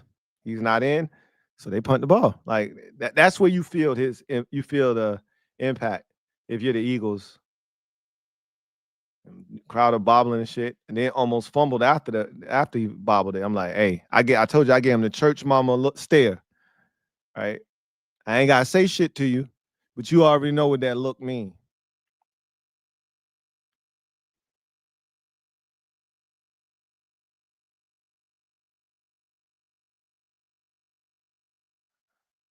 He was living dangerous on that play.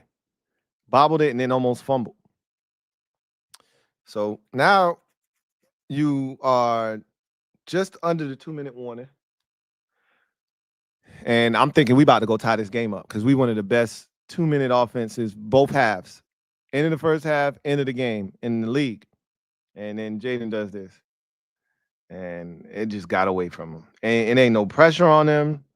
Ain't nobody like, normally when you see a dude do this, it's because there's a linebacker you got to layer the ball over and you trying to layer it over him and you just can't put enough touch on it. Ain't nobody like, you see Nakobe vacates the middle with McNichols going in motion. Ain't nobody over the middle of the field to make him have to throw the ball over. Look at, you see the middle open. You put this on a frozen rope right on the 12, right? Right between the 1 and the 2. I don't know why that ball sails on him. Now, the only thing I can say is his ability to step up in the pocket here is compromised. But yeah, that can make you do what he did on this play. Allegretti gets bull rushed by Milton Williams, but he can make that throw. Like did he have a chance to follow through? No, he didn't. I will say that, but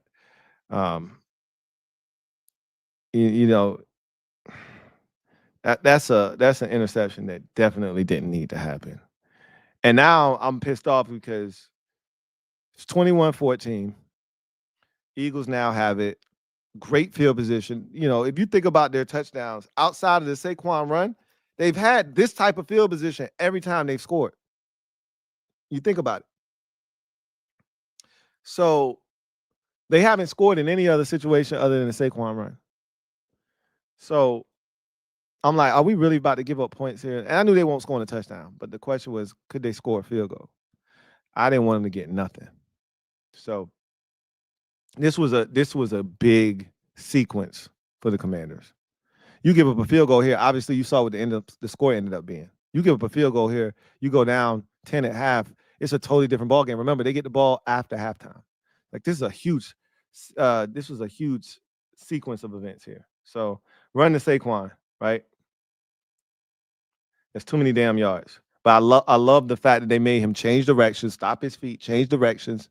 But I would have liked to see Dorrance make this play on the edge here, or force them to hold him or something. Like force the issue, because we did. Newton did a great job of standing this dude up, making Saquon. He knew Bobby Wagner was going to make the tackle, so he cut it back. Right, that's what you want him to do. Dorrance, you got to make him hold you Well, you gotta come off and make this tackle. Bigger effort, but just getting a hand on him did slow him down enough to where Noah and Sarah Still and the rest of those dudes could get to him. So it was a good job of keeping one arm free and being impactful, but I want to see him be even more impactful. Make the tackle, force a hold, something like that. So they got about a good 4 maybe on that play. Then he throws this to AJ, tackle short of the sticks, right? He's short by about a yard. So again, they had all their timeouts too. So the time wasn't a factor for the Eagles. Again, this is another instance where if you got Jalen Hurts, you already know what they're going to right here. This ain't a Saquon Barkley run out of the gun. Are you kidding me? This is the brotherly shove, right? You already know what this is. You see what that official is? Like that's all they need. Where his foot is right here. That's all they need for the first down. That's it. Look at what Frankie Louvu finna do though. That's why this man's an all-pro. So he's like, nah, I know he getting the ball. I know what y'all finna do here. It ain't like he gonna pull this shit out and threaten the edge, right? Saquon, I'm finna go get his ass. 3-yard tackle for loss on 4th and inches, or 3rd and inches, excuse me. That's Frankie Louvu, man. That's a big play because not only did you just put them into a situation where they now have to make a decision. Do I go for it? Do I punt the ball? But you also put them in a position where this play was made with 51 seconds left. So the Eagles let the clock run down. We let the clock run down because we ain't scoring a touchdown now. We done blew that opportunity when Jaden threw the pick. So now they're in no man land. So they let the clock run all the way down to about 11 seconds, 10 seconds. And then they decided to go for it, which was the right move, right? But now, even if you catch this, you don't have time to do shit else, right? So as long as you don't give up a chunk play here, which is 4th down, so you don't get too greedy, which they don't. They throw it to Devontae. And then knock him backwards, so they got to wind the clock. So another 2 seconds ran off before they iced the timeout. So in effect, that Frankie Louvu play created a situation where the Eagles allowed themselves to run out of time, because if they didn't do what they did and they don't get this first down, we would have had time. They didn't go down, or they would have had to punt it. So now it's 56 yards. If they would have had another 2-3 seconds left, they could have ran another play, picked up another 5 yards, and then kicked this field goal from 5 yards closer. He only missed this field goal by a yard or 2, right? This is from 56, though. So that Frankie Louvu play, massive, because it didn't allow them to get any closer. And then Elliott, look at his kick. This is a good-ass kick. He's struggling this year. He don't have a leg for it this year. This man has made 63-yard field goals in his career, 61, and he still missed that bitch. So right now, he ain't thinking about distance. He's thinking about accuracy when he kicking kicks like that. So halftime, 21-14. Eagles get the ball first to start second half. Tyler Owens show, starring Tyler Owens. Bam! Tyler Owens show. Get you some. Get you some. Tyler Owens show, starring Tyler Owens. Killing it on special teams.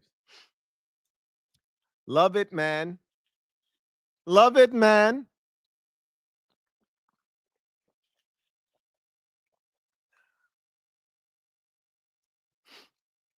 Tyler Owens doing his thing. All right. Let's check the comment section. Doug H says, you think the O-line indecisiveness at times in the run game is overthinking it to the defense they played, or was this happening last game too? Is this concerning if we struggle on Sunday? Yeah, I think it was some overthinking it for sure. I think sometimes you try to be too perfect. The Eagles got some dogs over there, right? Jordan Davis and Jalen Carter. Like, they got some dudes that, Milton Williams and even the Ajabo dude. These are problems, man, up front. Like, they got some dudes that are problematic up front. So I think some of it is who you playing against. Like, I know this dude is super quick. I got to get to him, and now Biotis is oversetting. Instead of just trusting his technique, understanding who he is, and being like, nah, I got it. But some of it is just like a lack of aggressiveness, a lack of physicality.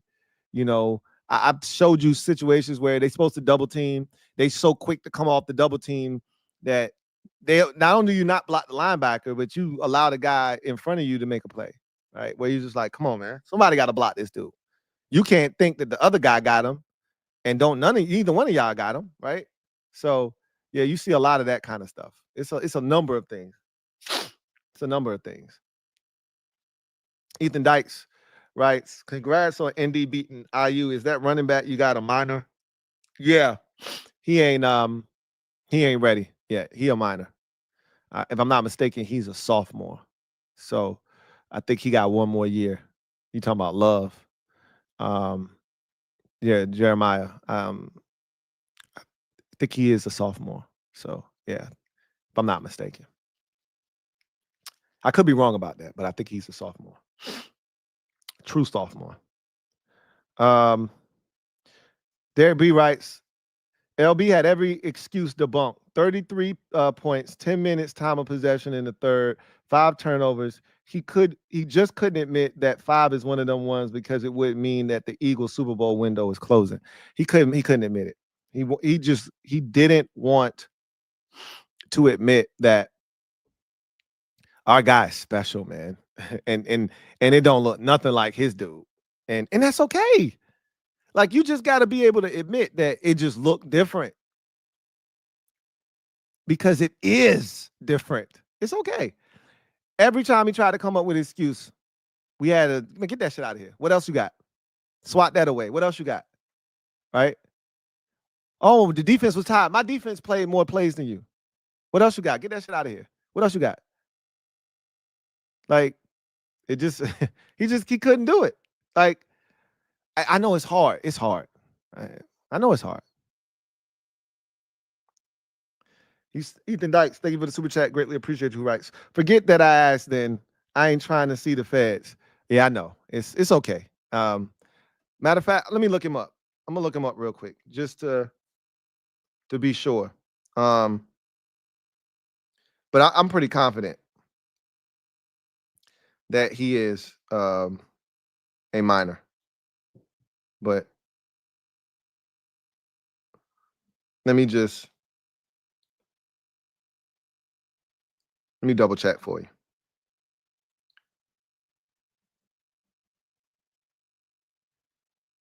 All right.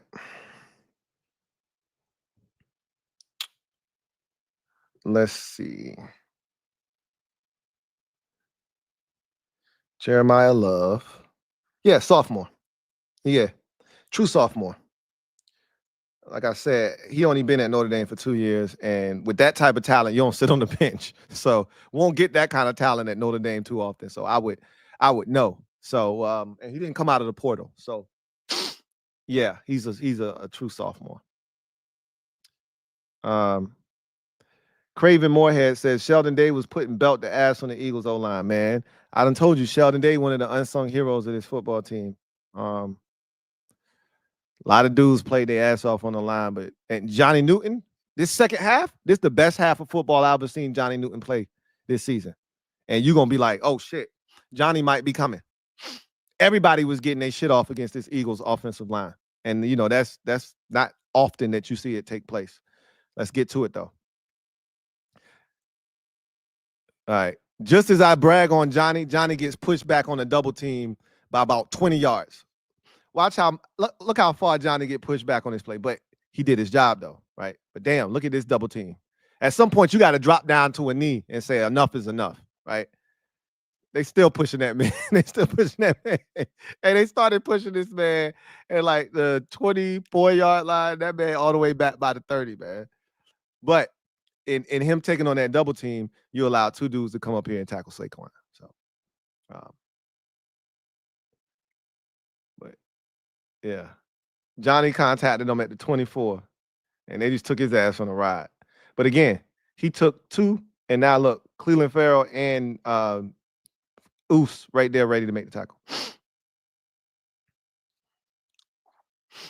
Love it. Love it. This is called sacrificing yourself for the greater good. Take on 2 big uglies. Free up 2 dudes because of it. I don't know what he doing. Like, I get it. It's his job is to block Jeremy Chin, but sometimes you gotta be a football player. Like the same thing I said about and you got a job to do. Everybody got a job to do. I get it. Same thing I was talking about with our tight end early on the first possession on that 4th down where he just ran past Josh Sweat and let him make the play. Now this is as bullshit of a PI as you'll get, right?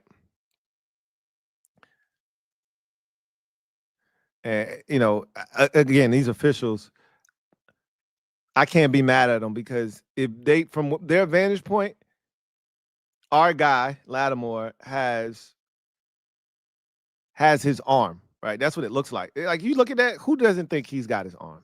Like you can't fault a dude that's running down the field from the angle that he's running at, thinking that Lattimore is pulling at his arm.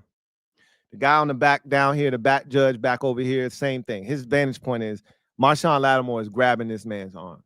But clearly they don't have the resource to be able to say, no. He's got his hand inside this man's, pads, and he's trying to get his arm. And what he should have done, instead of grabbing at it and trying to pull it off, he should have chopped at it. Like, get your shit off of me, right?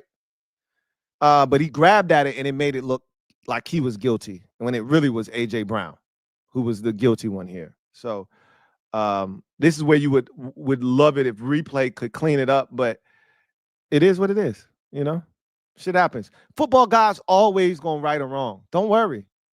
Don't worry. Right? That was a wrong. And another wrong is coming. Another one's coming. We ain't done yet. Another wrong is coming. But we ain't done yet. Look. This ain't nothing but one-on-one ass whooping. This ain't nothing special, right? This ain't got nothing to do with Jalen Hurts not being in the game. All right. This is a tight end getting his ass whooped by Cleveland Farrell, which he's supposed to, right? That ain't nothing special, bruh. That's my guy beat your guy. Simple as that. That's all that is, right? Cleveland Farrell saying, you will not block me with a tight end that's disrespectful. That's the way it should be, right? We beat the Eagles to the punch after the first quarter. Simple as that.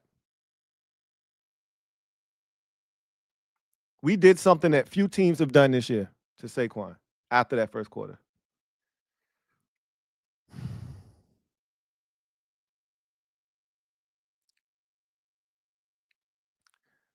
Yep.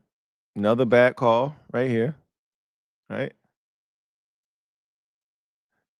Another bad call. But again, football guys going right or wrong. That's a good rush by Johnny Newton, but hey, that ball ain't even catchable. Like, I mean, that's the first thing. Like that, what AJ Brown gonna do? Jump 12 feet in the air and that ball ain't even catchable. But that's cool. Football guard, look, as long as they don't get a touchdown here, and the football guy said we ain't gonna let it happen. Saquon to the outside. Them edges are soft. Bobby took a spill. I remember I told myself, hey, cut that shit out. The official that called them 2 bad PIs, watch his ass take a tumble on this play. And I laughed at his ass. Boop.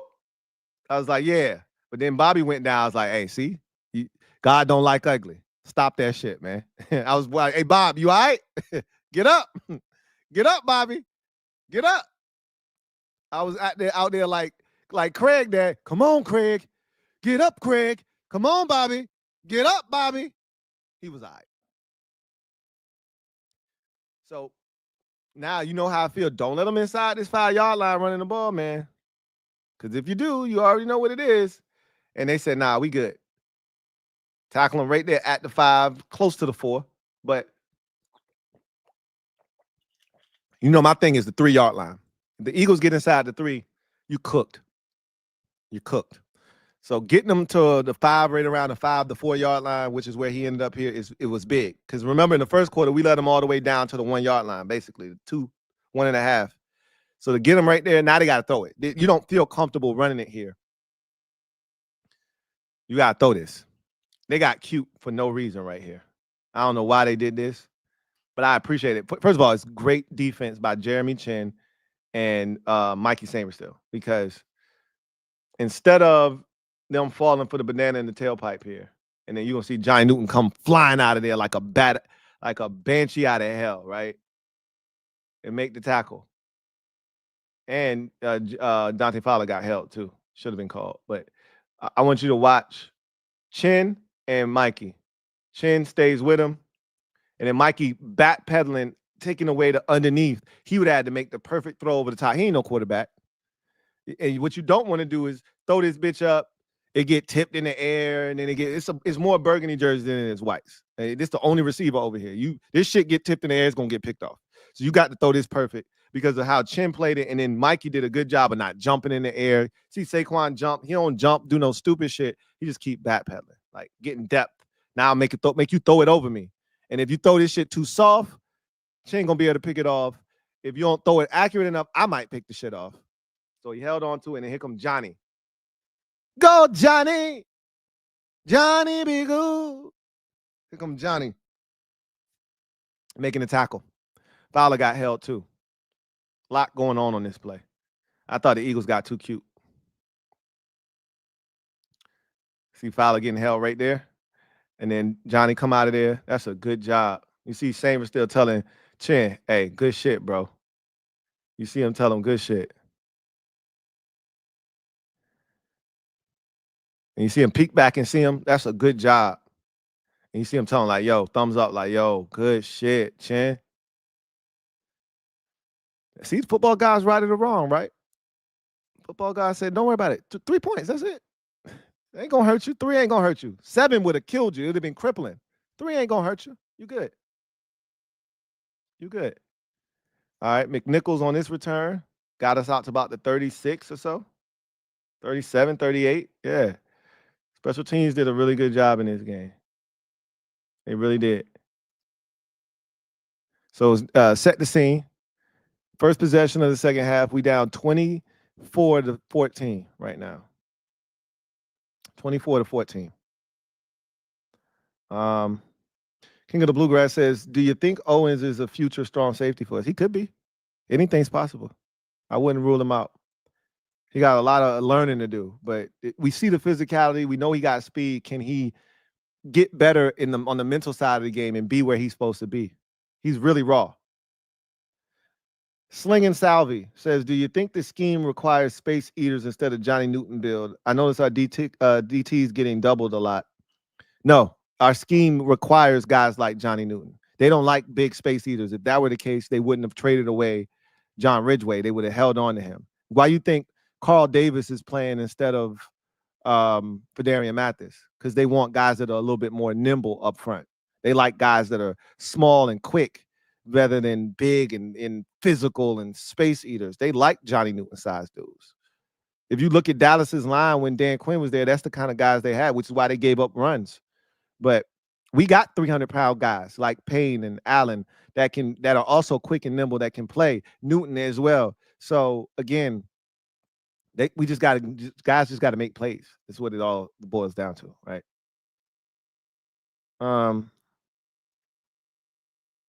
B. Wright says Lattimore should have raised his arms up to signify he's being held. In that moment, you ain't thinking like that. But yeah, like if he should have chopped his arm off of him. In your mind as a DB, you ain't thinking like that's not a posture that you're accustomed to being in. Like you don't throw your arms up flailing as a DB to try to draw a call. That's what receivers do. That's what offensive players do. Defensive players don't throw their hands in the air and flop and do all that shit. Their job is to make sure that guy doesn't catch the ball. So in his mind, he ain't thinking, let me draw the flag. How often do you see offensive pass interference called for a non-blocking offense? How often is it that they go, you know what? That guy pushed off. Let me throw the flag. It don't happen very often. It's got to be egregious. So to throw your hands up looking for a flag, you probably ain't going to get it. You might mess around. He might catch the damn ball. And you over here flailing arms in the air, and he might run for a touchdown.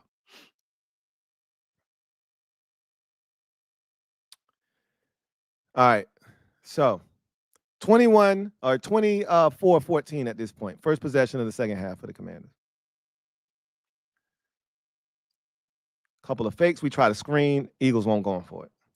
That screen right there has, I don't think it has worked at all this season for us. That fake it one way, tried to, any screens like that to our right. I don't know if we've completed a running back screen to the right this season. We've had running back screens to the left that have worked beautifully, but to the right, the Cowboy game, we had the interception on that one. Like I can't recall any screens to the right to the running back that have worked this season.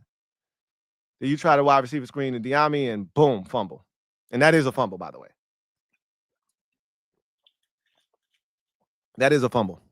Thought it was a fumble live. Thought it was a fumble after watching the replay when it was slowed down.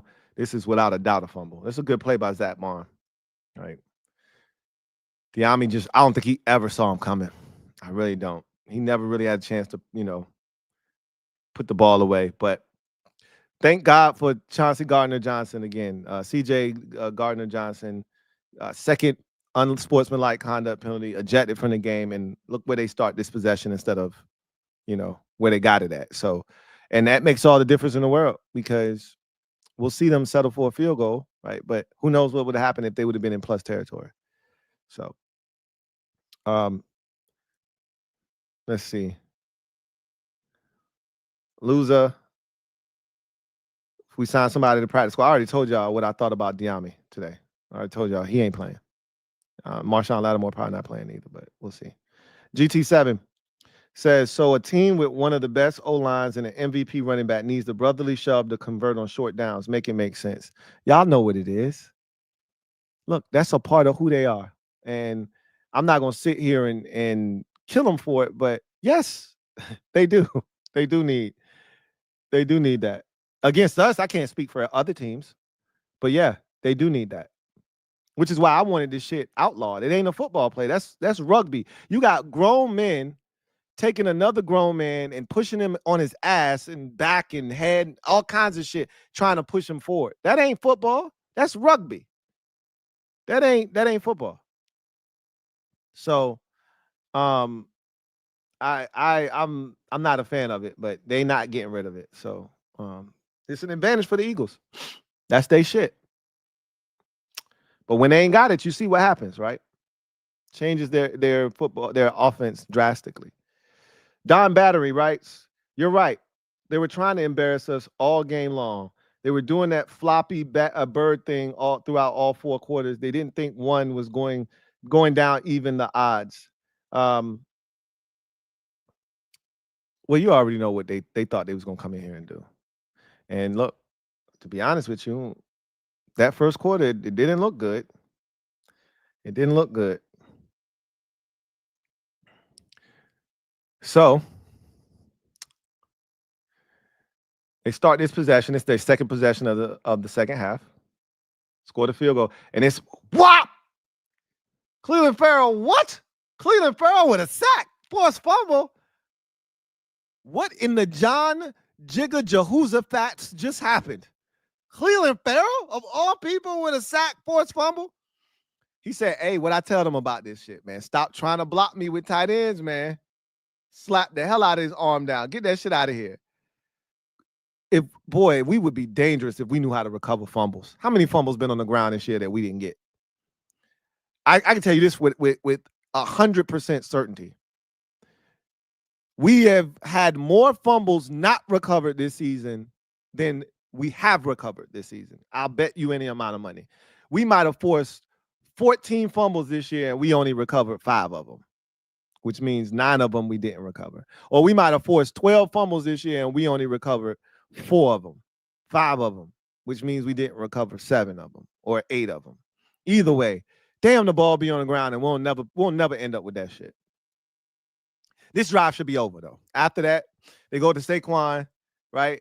Look at Sheldon Day. Look at Carl Davis, right? Look at the mayhem that's being caused up here, right? Look at Sheldon Day. Look at Carl Davis. Look at Dorrance Armstrong. Just belt to ass up front, all right? You want to spread us out now. Now they like, all right, they kicking our ass when we go in these condensed formations and we bring more guys into the box. So we're going to spread them out a little bit, right? Our guys, look, that's a win already right there, right? That's a win. Sheldon Day, right? Dorrance out here, boom, blowing up, getting off of that block. Look at this. It's burgundy jerseys. This man get 1 yard to the line of scrimmage, and we just there, right? Make Kenneth Gainwell a non-factor. It's just good shit up front, man. Quick penetration by Carl Davis. Quick. Now Sheldon Day. Stand him up. Now go get the ball carrier. Love it. Love it. Now it's 3rd and forever. We should be getting off the field, and then Deron makes a mistake. I wasn't mad. Like, this is what DQ calls a combative mistake, right? A combative penalty. Like, you reach out, you grab a dude, you grab his face mask. He didn't mean to do this shit, man. It sucks, but it's football, bro. And he knew it too. Oh my God. And I knew he knew it. So that I didn't know if he grabbed his face mask and not watching it on TV. I just looked at Deron's reaction and I said he grabbed his face mask. That was 3rd and like 18, by the way. Like, this drive was over. We had gotten away without giving any points up. And then Deron does that. And again, you hate it because he wasn't going nowhere. You know, like, even if Deron doesn't do anything but like touch his shoulder pad, he was still getting tackled by 2-3 commanders. Now they got a first down. And as fate would have it, you knew you were giving up some points now. Like, you weren't getting out of that situation unscathed. But again, look at the ass kicking up front. Look at the ass kicking up front, guys. Talk about it. Look at all them burgundy jerseys. Look at this ass kicking up front. Freeze it. Win. Another win, right? We in the backfield, bro. Deron Payne, Frankie Louvu. Louvu grabs his leg, but Deron Payne started this shit off. Watch this quick swim. This is some 2022 vintage Deron Payne swim move shit right here. We ain't seen this in a minute. Whoop! Get your ass out my way, man. That was Deron in 2022 when he was the second leading tackle for loss defensive player in the NFL. This is why, right here. Now, stick on. Well, I tell you, make him stop his feet. He ain't shit when he stop his feet. Not many backs are. Now Frankie says, I'm gonna grab his legs. I'm gonna grab his shit. Now look at all them jerseys coming, man. That's an ass whooping up front. Straight ass whooping. Starts with Payne. Carl Davis gets in, but it's Louvu and Payne, but Payne is the first one to jump in that backfield and disrupt this whole play.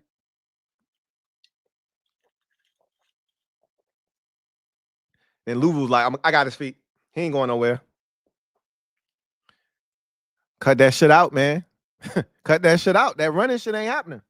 Y'all had y'all fun. That shit done, though.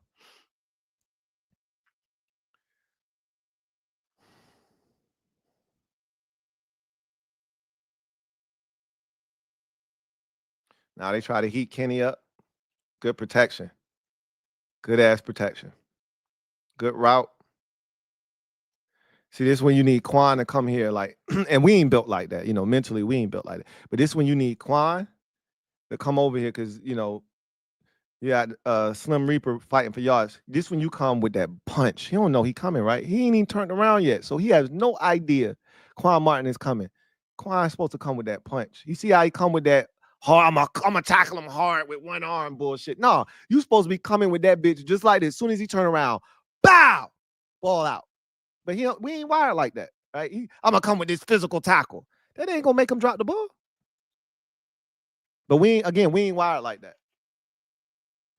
That's one of them opportunities. If you watching a team that goes after the football, that's a fumble right there. Because he had no idea Quan was coming. None. And that ball was in the wrong arm. It was on the inside arm, right there to be punched out. Watch this shit. Right there. Bow. You talking about a punch? Boom, right there. He ain't thinking about it, though. Because that ain't how we wired. That's a good-ass throw by Kenny Pickett. Good protection, all that stuff.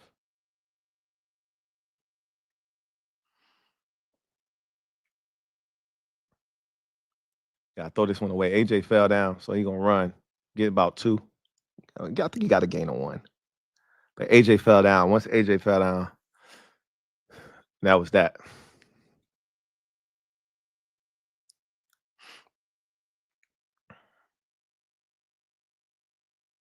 Bobby does a good job of picking AJ up. And AJ slips, and once he slips, that allows Bobby to get him.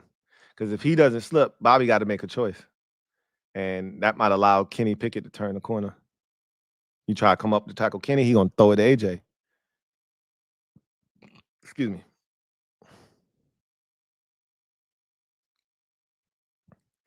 So this looked like a run.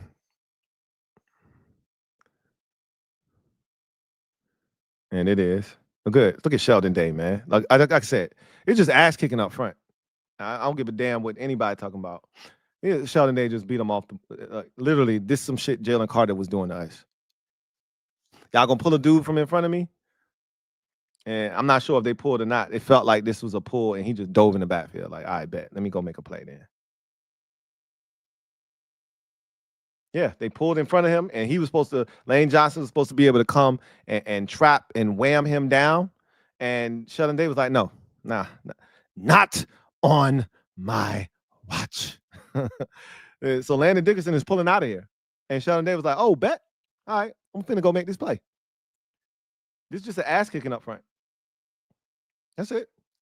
That's all it was after the first quarter.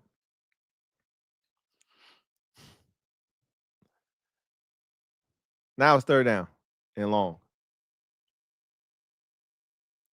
Good pressure. That was pass interference. All right. That was pass interference. That was pass interference. And the bad part is he didn't even need to do it. He wasn't going to catch this football. He wasn't. This was not a good throw. This was a panic throw. He wasn't going to catch that football. But he didn't give him a chance either. So second penalty on this drive. Like, this is an 8-minute drive, guys. An 8-minute drive. They've done nothing on this drive. But go backwards. Here they do it again. They've done nothing but go backwards, and we've allowed them to go forwards on third down with big penalties. They've done nothing but go backwards. Third tackle for loss on this drive. I think this one is Johnny Newton. Watch Johnny Newton, man. Win. Watch Johnny. Watch Johnny. Grab him and pull him backwards. Johnny was playing his ass off in this second half. Take on the double team, right? Watch Johnny. Take on the double team. Sort through the traffic, right? Take on 2. Sort through traffic. Stay there. Grab him and pull him back. TFL. Love it. 2nd and 11.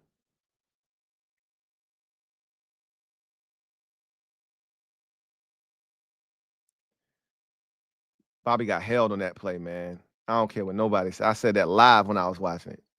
Bobby got held on that play.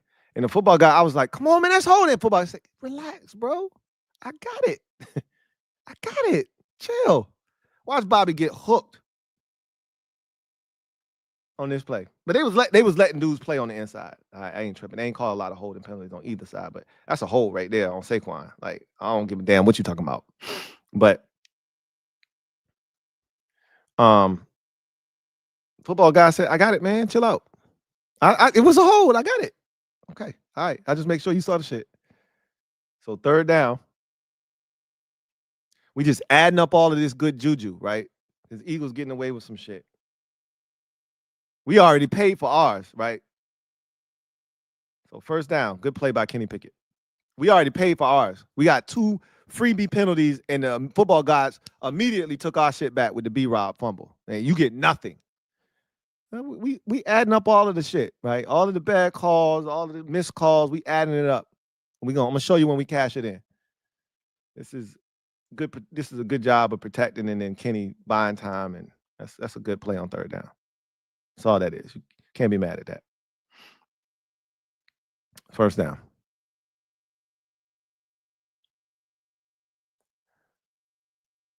More Saquon on the ground, more no, right? No. Jalen Holmes and company, no. No.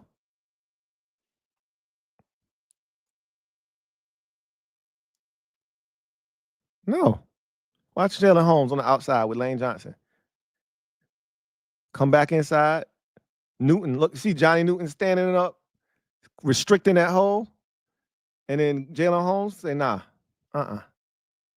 all them burgundy jerseys. I love it, man. No. No.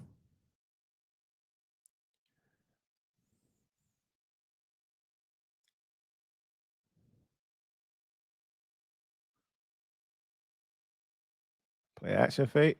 Try to go to him. I thought they was gonna throw a flag for like hitting a defensive receiver. They was letting him play. I'll say that. That's a good hit, man. Good physical hit. I thought they was gonna throw the flag.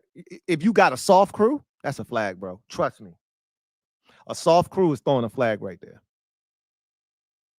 They letting them boys play. That's good coverage by Marshawn Lattimore. Even better hit by Quan.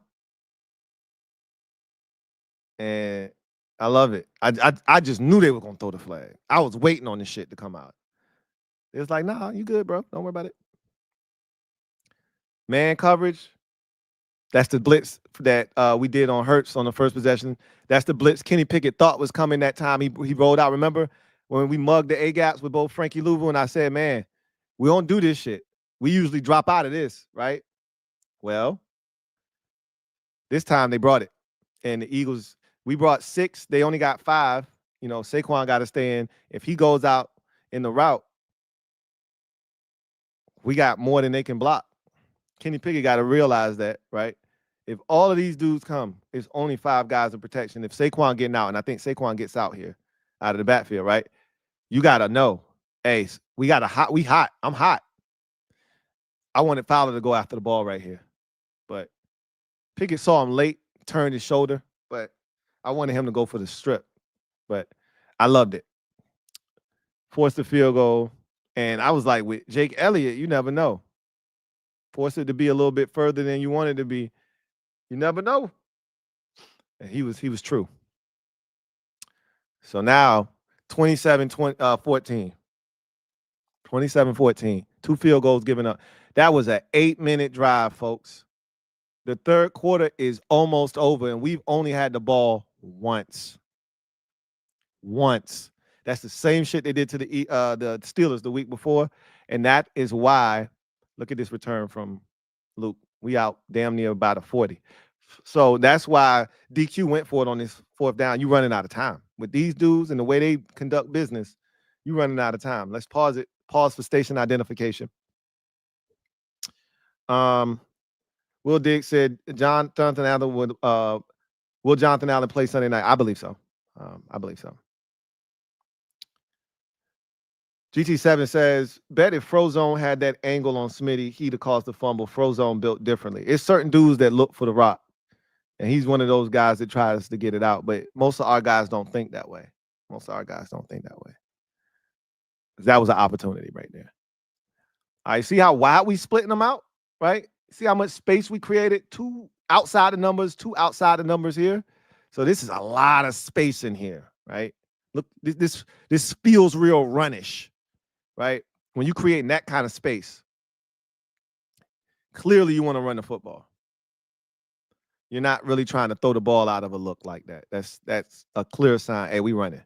Trying to create as much space as we can for whomever is going to get this rock. I'm going to show y'all a very underrated play in this game when it happens. So you fake it to him. And you allow Jaden to get out on the edge. Good blocking by the receivers once again. That's a good, solid gain to start this drive off. It's a good gain of 5, maybe even 6. It's a gain of 6 because it's 2nd and 4.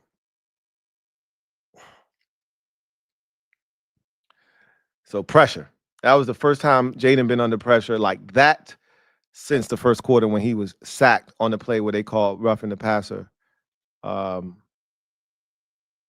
think not roughing the passer. They called the Jalen Carter unnecessary roughness.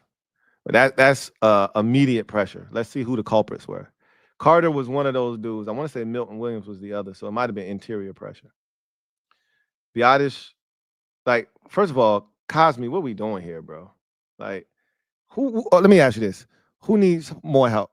Carter or whomever the hell this is. All right. Like, come on, Kyle. And he looked back like, oh shit.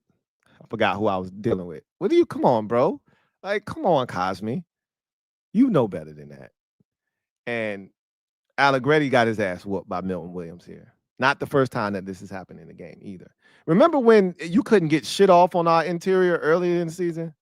They've been real sus a little bit, here lately. But Milton Williams, that's just a straight up win. He just beat Allegretti's ass. And it's no excuse for Biotis being left alone with Jalen Carter. That's on Sam Cosme. I don't put that on him at all. This is his fault. Okay? That's your fault. And he knew it. Like, shit, my bad, man. This is just a straight ass kicking here. I don't like this at all. I don't like that at all. So, yeah, the interior didn't do Jaden any favors on that play. So that brings up 3rd and 4, right? This is an underrated play right here. Underrated as shit. This is a 3rd and 4 run. So essentially what they're telling us is, hey, we going for this on 4th down. We didn't know it at the time, but when you run on 3rd and 2 or greater, the chances are either you see a look that you say we run against, or you're saying, hey, we going for this. This is 3rd and 4. This ain't 3rd and 2 or 3rd and 3. This is 3rd and 4. Watch this run by Jeremy McNichols. This man gets contacted at the line of scrimmage. Mind you, the first down marker is at the 49. He gets contacted at the 45. Look at this run. Look at that balance, man. That's a mother effing big run. I don't want to be in 4th down again. I don't want to be in 4th and short against these guys again. I don't. Look at this run. Contacted at the 45 and falls forward 5 yards. That's some B-Rob shit. But even B-Rob wouldn't have done that. That took incredible contact balance to stay on your feet for 5 additional yards while you're spinning. Look at this shit. Contact, stays on his feet and get the 1st down. That's a big play. Now it's 1st down. That's a big play. Big play. Fresh set of downs. Quick hitter to Zacchaeus. 1st down. So now you on the move, right? Now you feel really comfortable. Like if you had to go for it right there by midfield, you would have done it. But we got stopped there already in the game. Like I wouldn't have been, really wholly comfortable with that. But I knew what time it was. But now you're comfortable. You at the plus side of the field. If you got to go for it and you don't get it, they still got to drive a pretty, lengthy way to get some points. So now you okay with it. That's a big run by McNichols. Now this is a screen. This should have got more than it did. I don't know if he should have slow played this or what, but damn, that shit looked like it had promise. And then it didn't. You had all these commanders running over there. I think McNichols might have just went too fast. It just looked like it should have had some legs to it, some life to it. Like maybe jump back here and let these two crash into each other, like jump backwards, and then maybe see if you can get, I don't know. They just beat him to the spot. Bond beat him, and Kobe Dean coming from the backside. It just looked like it was supposed to have some life to it. When he first caught it, I was like, man, this shit looked like it got some legs. And then it didn't. This shit went down quick. Quick, fast, and in a hurry.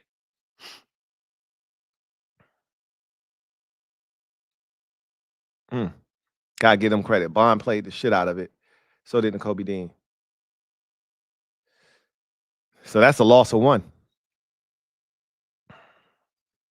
So it's 2nd and 11. Try to get something back here with Zacchaeus, and they said, nah, bro. No gain. 3rd and 11. Ain't even nothing to see here. We can go past that. 3rd and 11. I knew they were going for it on 4th down, so I thought maybe they might run it here. Try to get you 4 or 5 and get you into a more manageable 4th down. They said, nah, you're going to throw it. This was dangerous. And the crazy part is, if he put that on the money, it's a catch. He threw that behind Terry. It actually hit the helmet of Cooper DeJean. If he puts that on the money, that's a catch. And, I was killing him like, yo, JD, what you doing, bro? You see how many white jerseys is over there? And then I watch the replay and I'm like, oh shit, yeah, a better throw, and that's actually a catch. Like, let me see if I can stop it if the camera follow it. Look, if that ball is right, look where the ball is. Like, the fact that he even got that shit over Reed Blankenship, or that's Cooper DeJean, excuse me. The fact that he even got it over Cooper DeJean is crazy. But look where it ends up. It ended up hitting Quinyon Mitchell in the helmet. Right? It hit him in the helmet. So if he put that ball out in front a little bit more, Terry was going to catch that shit. But I'm just glad it found grass, because when it went up in the air, I thought it was going to get picked off. That was really dangerous. So now it's 4th and 11. This is the last play of the third quarter. What we didn't know was this was the beginning of a crazy fourth quarter for the Commanders. But 4th and 11, we go empty. We go empty. This is supreme confidence in not only your offensive line, same shit they showed down by the goal line when Jaden threw the 51 or 52-yard deep ball to Diami. You're showing ultimate confidence in your offensive line, but you're also showing ultimate confidence in your passer, your quarterback, to go empty on 4th and 11. So you spread them out, good protection, right? Now, your boy gets beat. This is the play you don't want to get beat on, and Coleman gets beat clean. This is what forces Jane Daniels, and you got to have that sense. Caleb Williams would have got shot right here, because he wouldn't have felt the pressure, right? But we talking about 5 here. I got 5 on it. So he feels that pressure immediately, and what does he do? Let me get out of here, man. This shit ain't safe. It ain't safe. It ain't safe. It ain't safe. It ain't safe. So he gets out of there. But this, that shit, you know, with BC, critical moment, beat, clean, easy. That's why he's not a starting left tackle. I'm sorry. He's a guard, and a damn good one. And you know what? I would draft one, and I'd let him compete with Allegretti next year. I would. But they ain't gonna do it. But he got his ass whooped on this play. And if he was a lesser quarterback, it's a sack. But he's JD5. Good block right there by Ertz, man. Good block by Ertz. And then let's just watch 5. Let's watch 5 do the rest.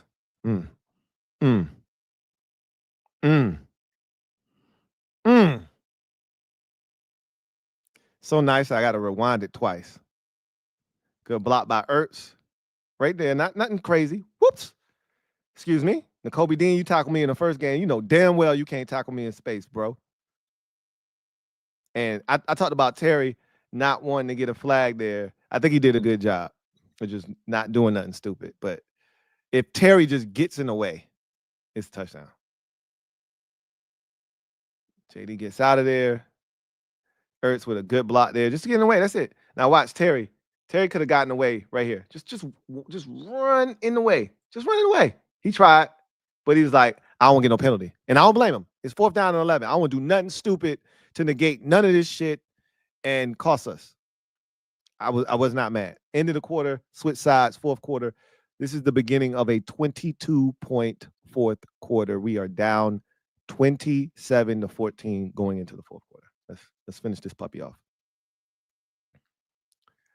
It's a give to McNichols, nowhere, right? Nowhere. Zach Bond playing his ass off. You gotta give him credit, man. Man playing his ass off this year. Playing his ass off. Gotta give him credit.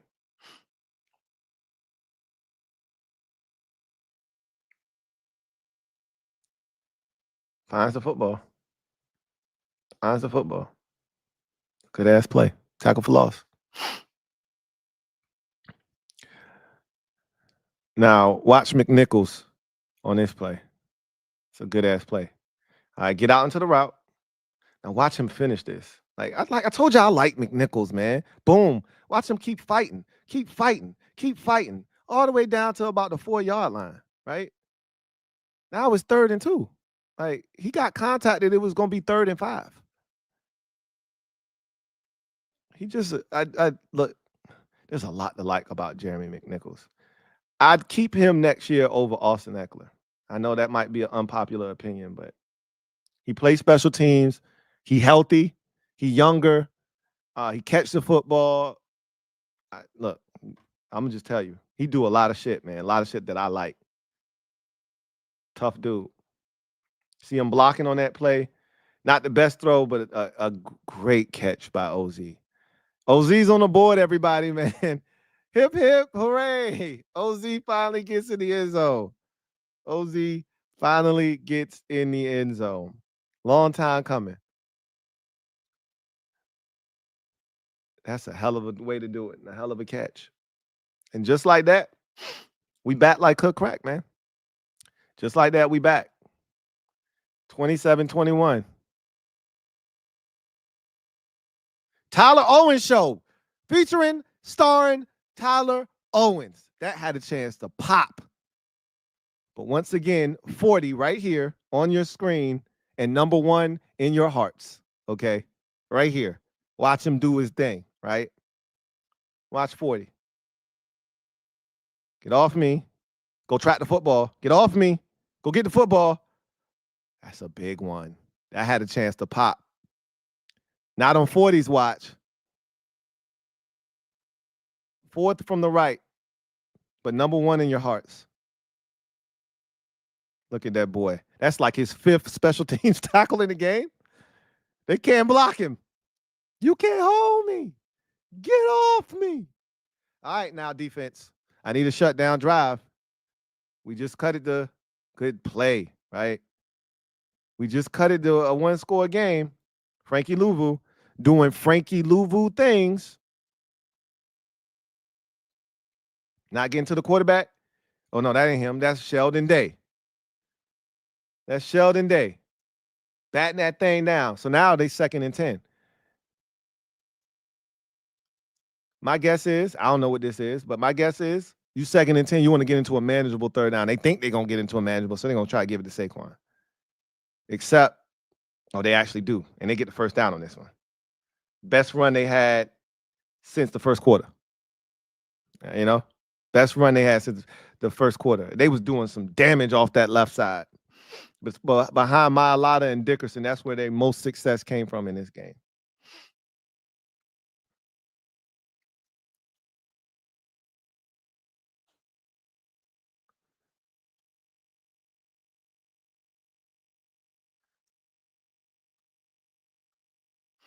Nobody won. Nobody got off any blocks.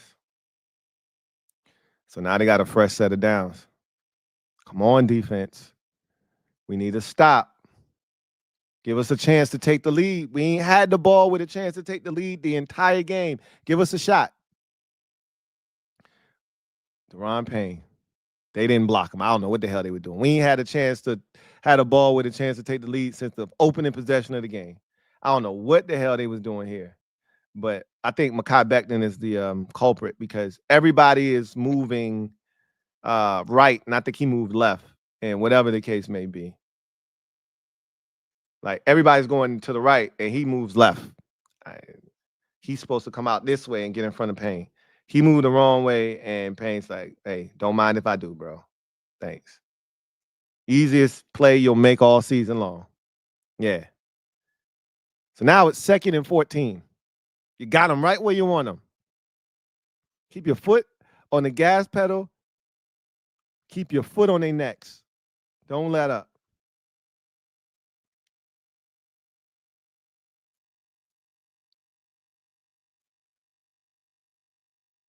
So you blitz Bobby Wagner, and this is the play. Again, fumble on the ground. We can't pick the shit up. Then we do, right? Well, we later find out it wasn't a fumble, but it was fun in the moment when we thought it was a fumble, right? Bobby Wagner, who I felt like got held 15 times, finally gets through where Saquon can't hold him or Dickerson can't hold him.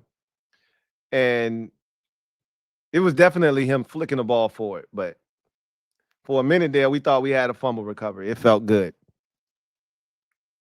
So now it's 3rd and forever, 3rd and 14. Just don't give up a stupid penalty or nothing dumb. He checks it down. Nowhere for him to go. We did a good job of not allowing him out of the pocket and rally up and tackle. Now they got a punt. Defense has done its job, right? Bobby been coming all game, so they pointing like, hey, watch him just in case he drops out. Good job there of not allowing him to get out of there by Dorrance. And now just rally and make the tackle. So now they got a punt. Now we got a shot. All right, now we got a shot. Starting at our own 11-yard line. Hold on, let me check to make sure there ain't no comments out there.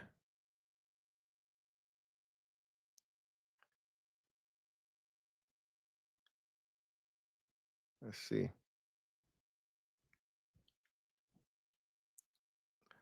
GT7 says half that O-line had medicine head since the Saints. So I'm hoping we look better this week. You ain't wrong. You ain't wrong about that. King of the Bluegrass says Sam Cosmi has had a mediocre season this year compared to his normal type year. It hasn't been his best season, but he set such a high standard and bar for himself that it feels like it's a lot less. I wouldn't call it mediocre is strong. He's been good, but we expect great, right? We expect greatness from him. He's been good, really good this year. Just not great this year. So GT7 says that 4th and 11 run looked like the run against Florida, but he scored in college. Yeah, somebody brought that up and said that looked like the Florida run when he got down the sideline. Or I don't think that was the sideline one. It was the other one that he had when he ran across the field, I think.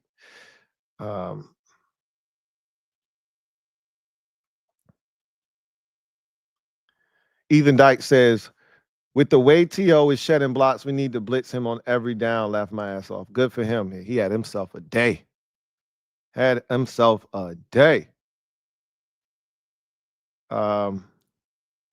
Johnny Newton, y'all see. I'm glad y'all seeing that motor. You see him make that tackle on that 3rd down there on that check down. Newton out here playing football.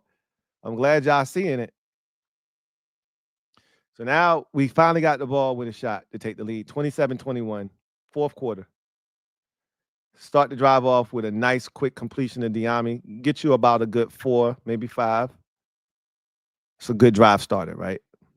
The run game ain't what it's been. So instead of trying to run the ball, you just throw it and get that same 4 or 5 yards you was hoping to get on the ground. You get it through the air, right?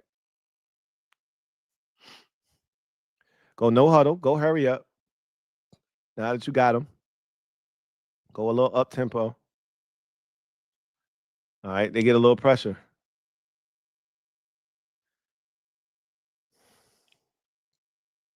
And I think this was supposed to be the B-Rob out in the flats.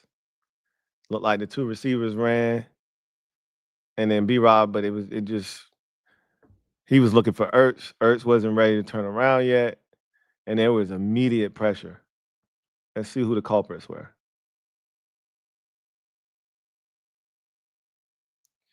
Biadish.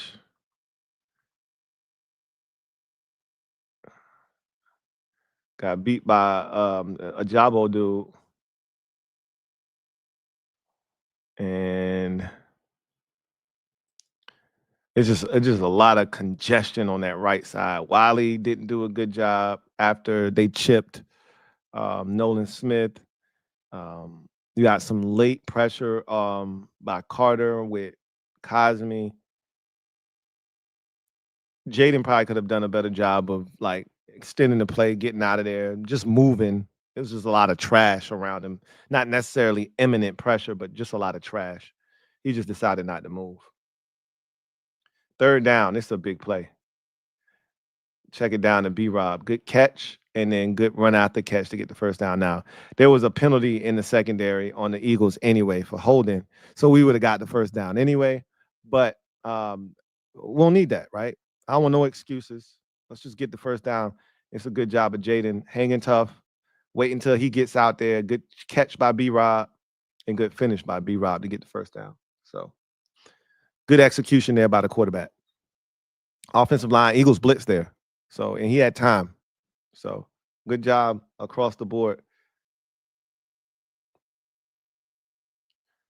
Another blitz by the Eagles.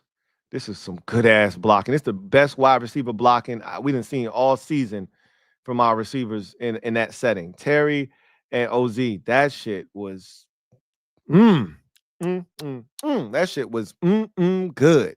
Some Campbell soup blocking over there. Damn, that shit was good. Look at this shit. Look at they blocking the shit out of these damn corners. OZ put the gene on his damn back. Terry blocking damn Quinyon Mitchell like he was a blessing.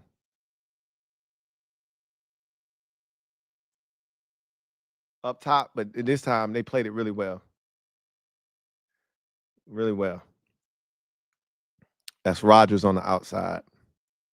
He just put his head down and started running. When he saw JD5 throw that thing and cut it loose, he just took off running. Because, you know, he going to give it some air and let him run. Yeah, he said, nah, not on my watch, bro. Then you about to get this little stick route over the middle of the field that Ertz, his only catch of the day. Little stick route, return route, whatever you want to call it. Wide open over the middle. And Jaden finds him. Good protection again. Clean pocket. Love to see it. First down. Midfield, we on the move, man. This drive started all the way at our own 11-yard line. And now the Eagles are all out of sorts. Too many men on the field. This is Jaden once again extending the play. He didn't see OZ at first, but he extended to be a passer. And that's what allowed him to locate OZ late, break the tackle, break another tackle, and get in for his second one of the day, second one of the season. And now we are pending an extra point. About to take the lead. Unbelievable. Great pass protection again, right? Allowing him to escape and extend. Good job of Jaden looking to extend. Keely Ringo, get off me. Right? Reed Blankenship, get off me. And just like that, defense gave us a chance by getting the stop. Offense went out and got the touchdown to take the lead. And now it's 28-27. So I'm like, hey, D, can you do it again? Can you do it again? Can you give us another drive where you get a stop, another shutdown drive? Can you give us another shutdown drive and give us a chance to extend this lead? And boy, we had our chances. We had our shot. So 28-27. Let's pause it.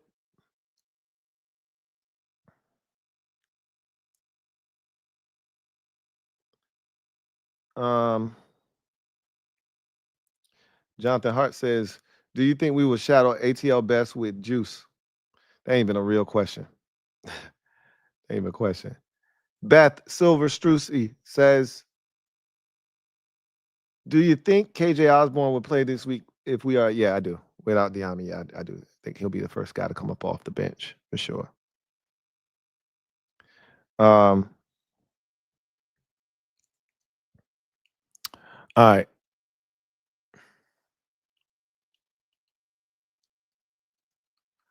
So they try to go to Saquon, kick off the drive, and that's a good run. That's a good 4 to kick off the drive. Depending on where they put it, could be 5. So that's not the way you want to start it.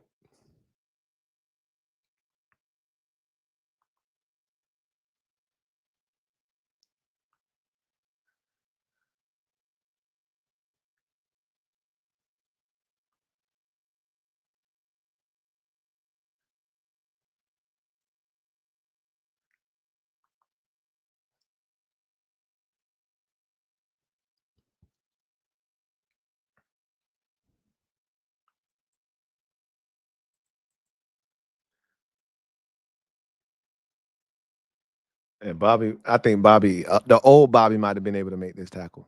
He did the right thing, right? Make him stop his feet, right? See, he had the jump cut behind that. That's all you need. Now somebody got to come clean up the mess. And Ig Monogany and Carl Davis did a good job of conversion on him to do that. If Bobby misses, it could be a big run. So he did the right thing. That's a good gain about, we call it 4.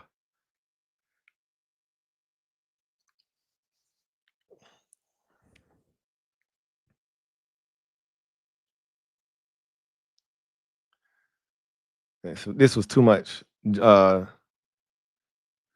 JJB got drug along for the ride.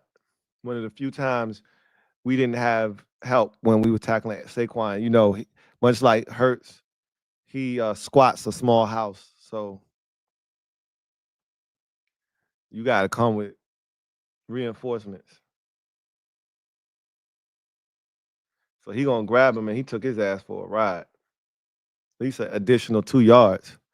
So now you in a short yardage situation right here. See how close they are. It's 3rd and 1. This is 3rd and 1. 1.5. Kenny pulls it. Great play by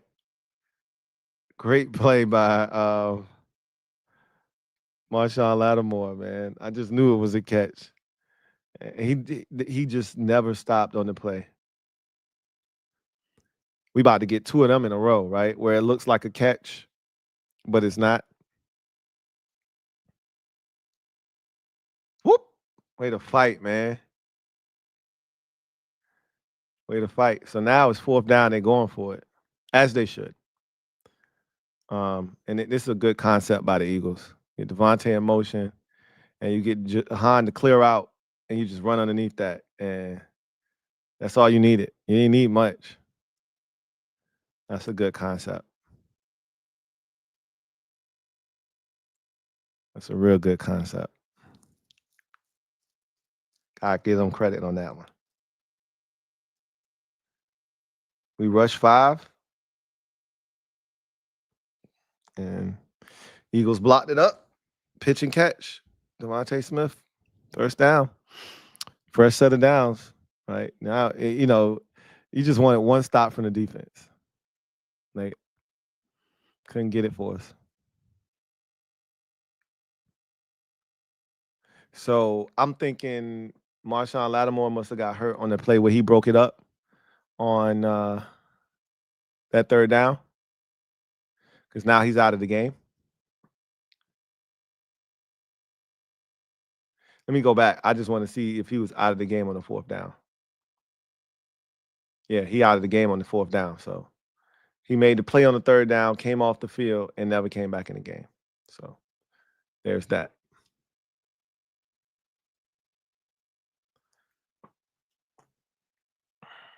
So now Juice is in.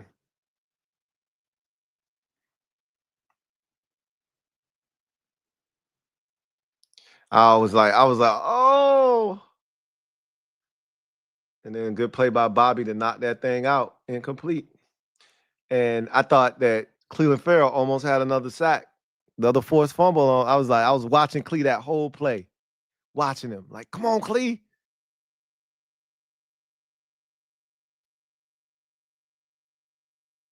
Almost got there. Good job of Kenny stepping up.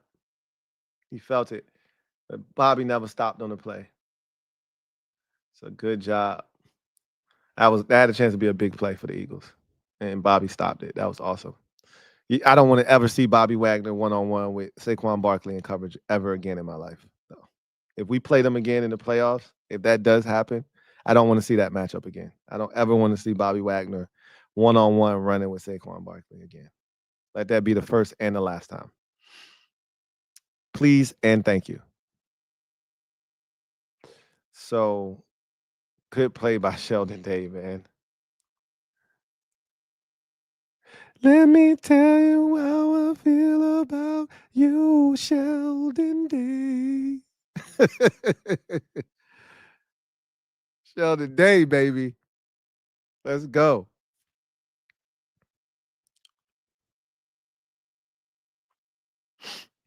3rd and long. We got these bastards right where we want them. Blitz. Kenny high. That pressure got to him. Benjamin St. Juice, he ain't grab no face mask. He ain't hold him. Proud of him for keeping his hands to himself. But that being proud of him lasted all of one snap. One snap. Lasted all of one snap. 4th down. Here we go. Here we go. 4th down. And so let's pause it. Let's set the scene. It's 4th and 7. We are approaching the 6 and some change mark of the game here. And if they don't pick this up, we're up 28-27. We're going to get the ball at midfield. They really haven't stopped us in the 4th quarter at all. And we're moving it now. We got all the momentum in the game. They need 7 yards on this play. So they run A.J. Brown on a shallow. Benjamin St. Juice is going to chase. He does a great job of navigating all of this. Watch how he navigates his way through this traffic, right? Navigates his way through Calcaterra, and he's in position to make this play. All he has to do is break down. Just break down. Make A.J. Brown stop his feet, start doing this shimmy shit, maybe try to stiff arm you. And you hope, even if you can't make the tackle cleanly, help will arrive, right? Just slow him down, and he just zooms right by him. Never breaks down, never stops his feet, never chops, gives it up. It's a big play, man. If we would have lost the game, that'd have been one of the plays you come back to right there. You say, they able to kill Benjamin St. Juice. I mean, absolutely crucified him. I mean, they already was killing him after the game, but they really would have got after him pretty good if this game ends up being a loss, because he needed to make that play. You see DQ on the sideline? Like, we got the perfect call.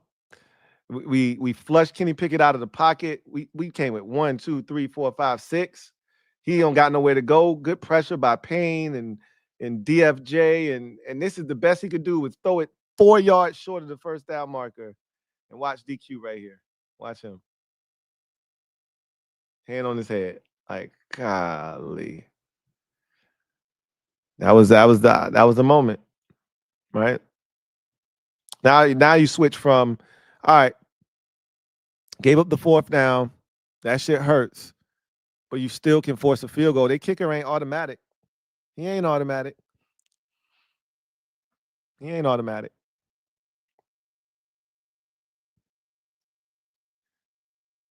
Bottle up Saquon. Good job inside. Johnny Newton playing square and physical. Carl Davis.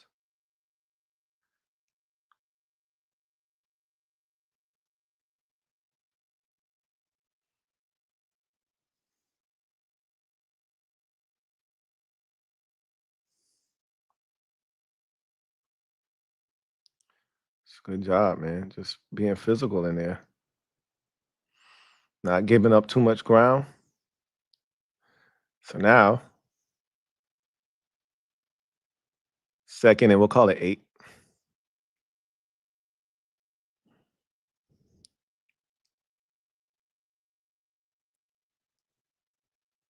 And that sack was all Dorrance Armstrong. Like, Kenny wasn't comfortable back there because he had the Devondre. He had the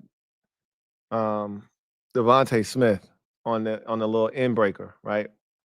Watch Devontae on Benjamin St. Juice. Just break inside on him. And he got him. I don't know why he came off of him, because that's what he was looking at first. And he came off of him. He just throw it. Just bang it on him right there. Like, he shouldn't have come off of him, but he did.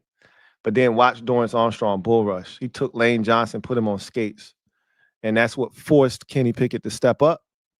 And then Jalen Holmes was right there to be the beneficiary. So this is all Dorrance Armstrong manhandling Lane Johnson. Boom. Just walk him back. And Jalen Holmes is the beneficiary. I love it. Flex. All right. So now, again, you got these dudes right where you want them. 3rd and let's call it 14. Just don't do nothing stupid. No hands to the face or nothing dumb. And don't give up nothing big. and we got him, right? Flush Kenny Pickett. I got nervous when he got outside, but then the Percy Butler flag come out. You're like, oh my God. Just as I say, don't do anything stupid. No. No.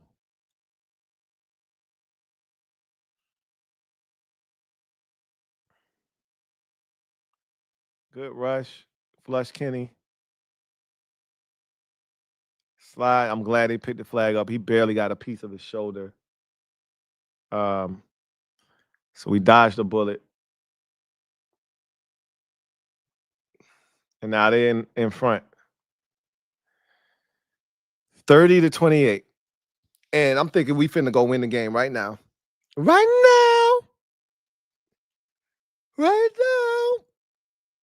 Right now. Good, another good Luke return. Out to the 35.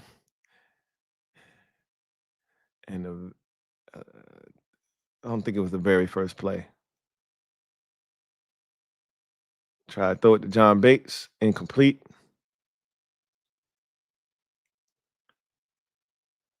I'm glad he didn't catch that shit. I don't trust John Bates late in games to touch the football, carry it at all. I got to stop that shit. But that's just where my head is with John Bates right now. I love this option to get him out of the pocket though, because we hadn't run anything like it all game where you move the pocket. So I actually like the fact that they did that, at that point of the game. The Eagles hadn't seen that all game. Here's the interception though. You go empty. Eagles rush 4.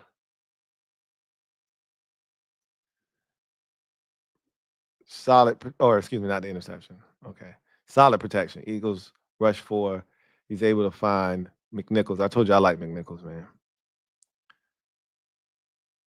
I like McNichols. Good catch to go down low and dig it out.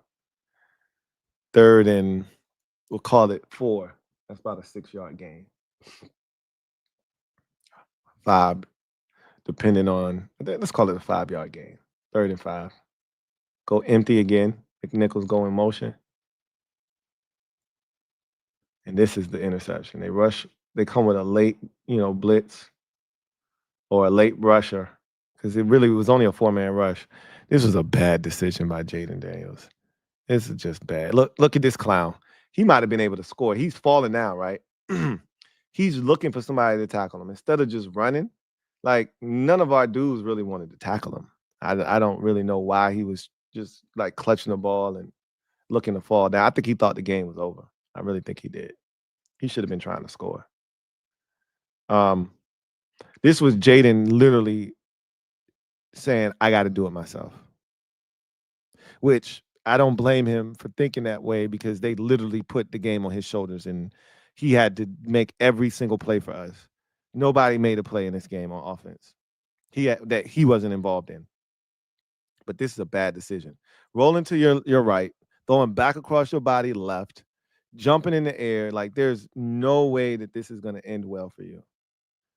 So you get what you deserve there. That's one of the worst decisions we've seen him make all season long.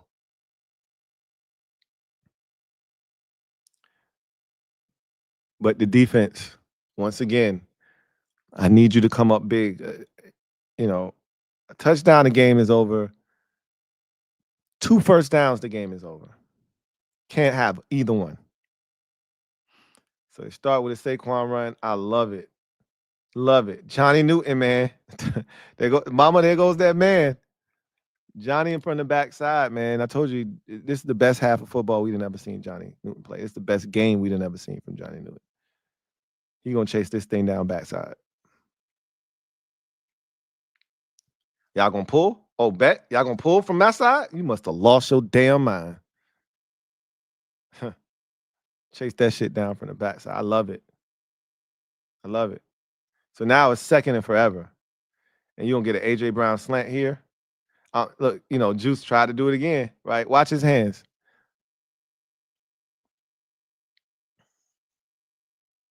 He almost got his hands up to the face again. He had that penalty last week against New Orleans. He tried to do it again, right? If he doesn't make this tackle, This might be a touchdown. Like I said during the telecast, all AJ Brown at this point has to do is beat this defender right here. Even if he doesn't, you're staring at a first down, well inside the and now you can just run it, and we gotta start using our timeouts. It's a big tackle, man. It's a big tackle. So 3rd and 14 or 2nd and 14 just got cut in half to 3rd and 7. Big tackle by Benjamin St. Juste. Big tackle.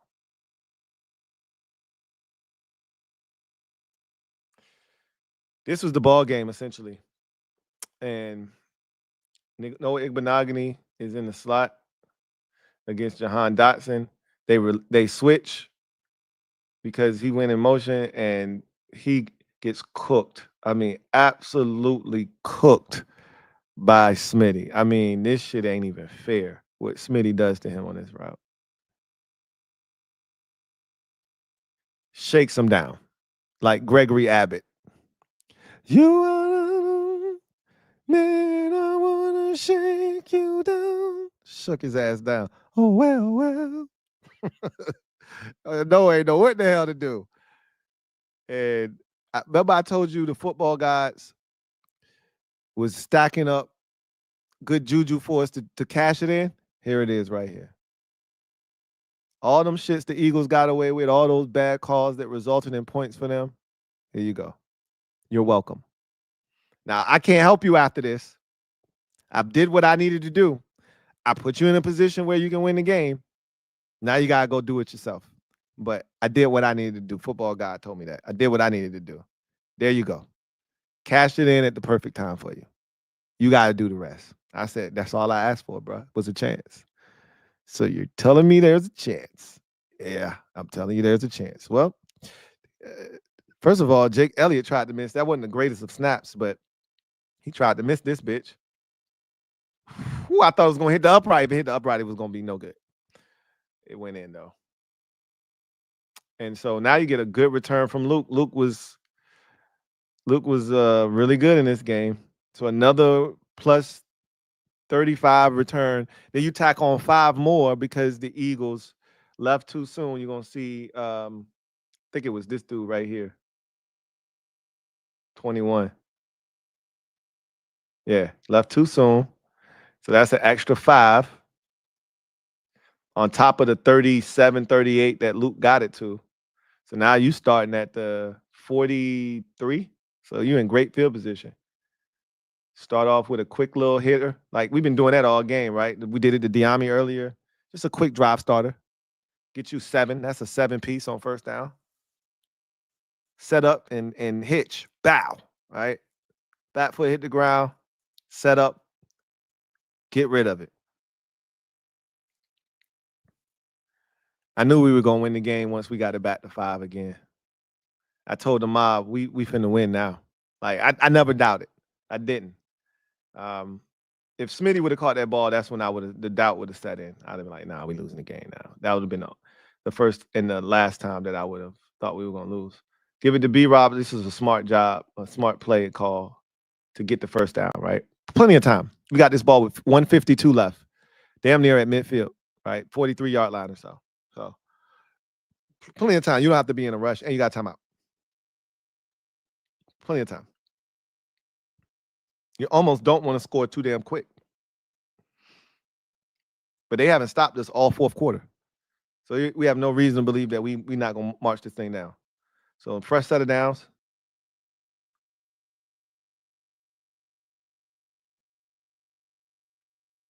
Hit Terry. On a comeback.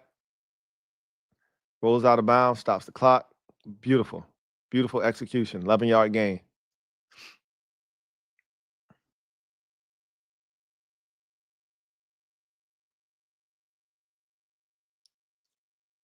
All right. Good job of Terry being aware to roll out of bounds to stop the clock.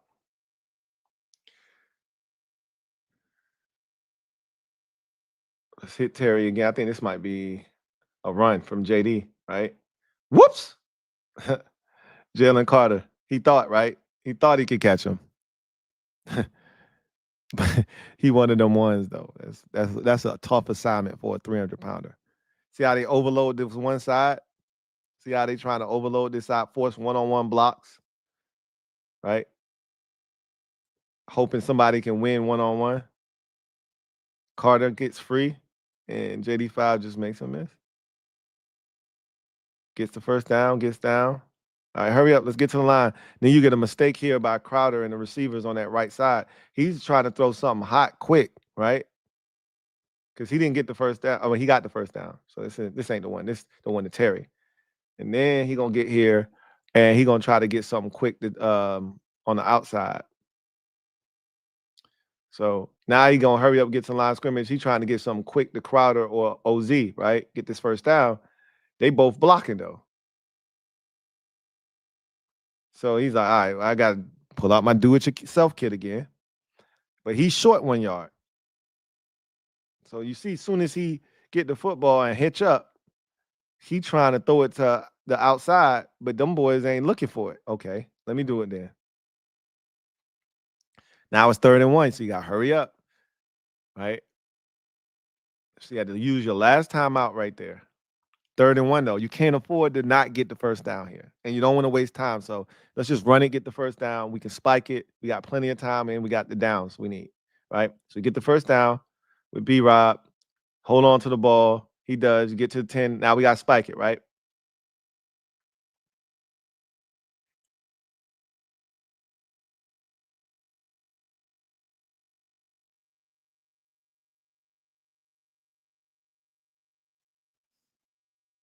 Good job.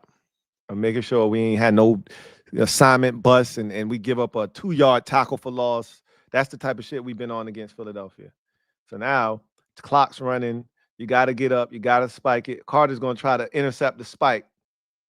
And that's when him and Jalen shared that moment where Jaden was laughing at him and pointing at him like, I saw you. I saw the shit you was trying to do. Right?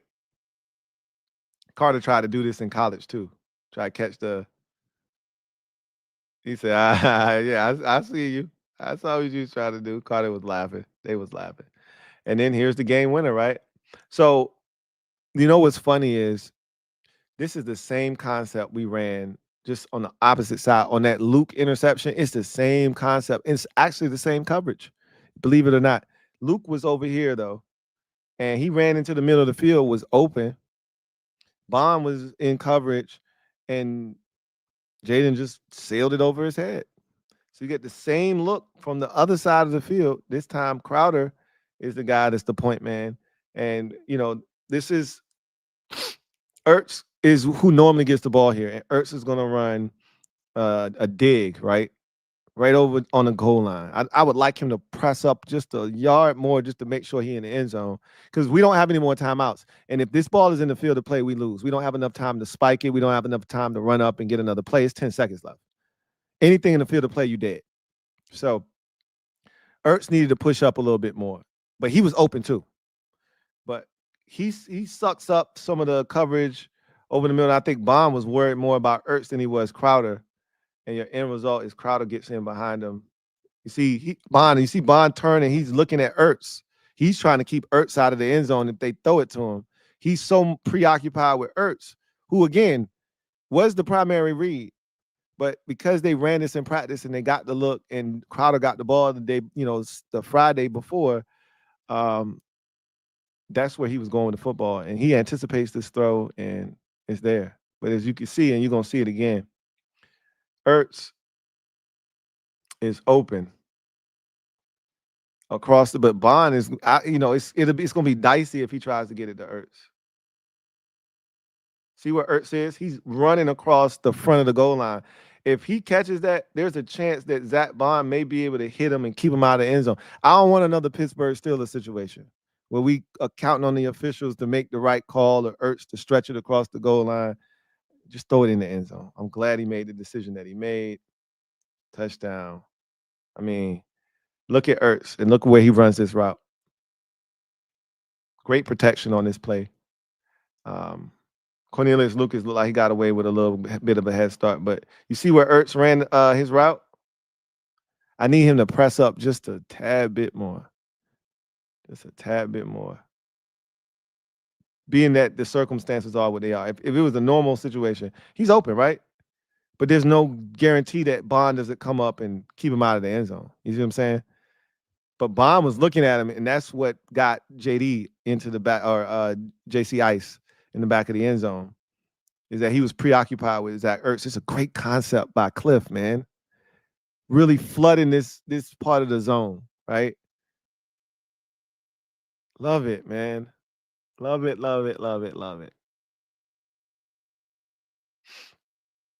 Big play. Big play.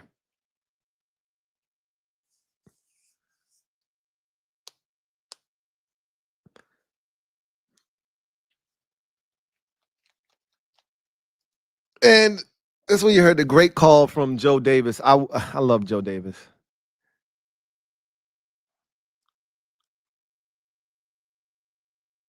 He couldn't believe we came back. He said it when LZ scored the first time. He said, I forgot what he said.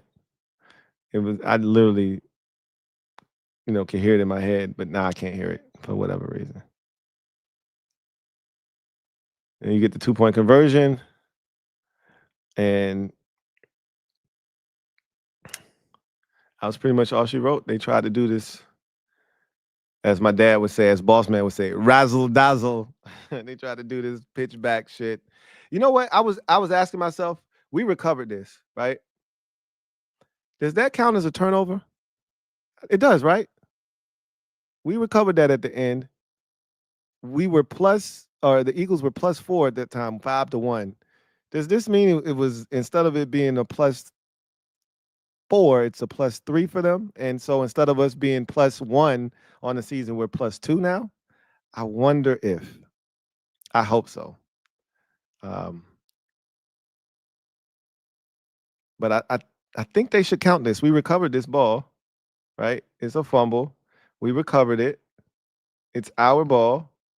Game's over, obviously, but we recovered it. So shouldn't that count as another turnover? I'm about to check just to make sure. Because I when I watched the game over again, I was like, hey, wait a minute. That's a turnover, right? Right? But I'm not sure if they called it one. Why wouldn't they? Let's find out. And the verdict is yes, it is a turnover. Let's go. We stole a little garbage time turnover at the end of the game. I'm petty. I want my little garbage time turnover, and I ain't ashamed to claim it. So we didn't lose it the turnover battle by 4. We lost it by 3. So what a rush. That is it, my friends. Your film session. Why y'all tell me I had a booger in my nose? Jamming hard. Friends don't let friends have boogers in their nose. Oh, he's a tough son of a bitch. Damn. He ain't dying, boy. God damn. All right. So, big shout out to the mob. And for those of you who aren't normally a part of this is what you could be a part of every week. So that's what the game's been missing. Become a member of the mob, and you don't have to miss out. But big win for the good guys. Made it a lot harder on themselves than they needed to, but a lot of guys played really well in this game. So let me get to the comment section, just grab a couple of these and then get out of here.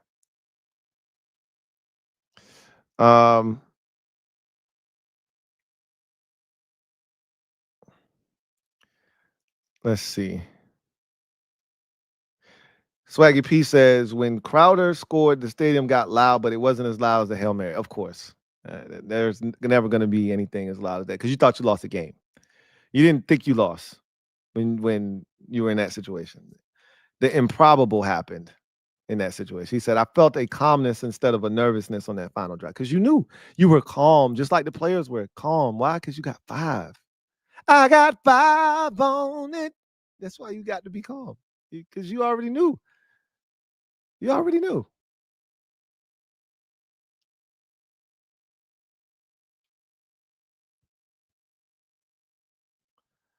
All right.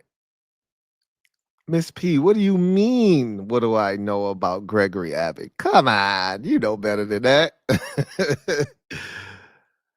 Of Avocado TV.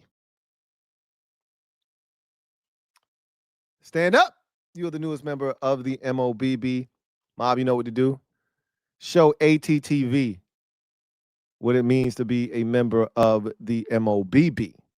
Welcome to the squad.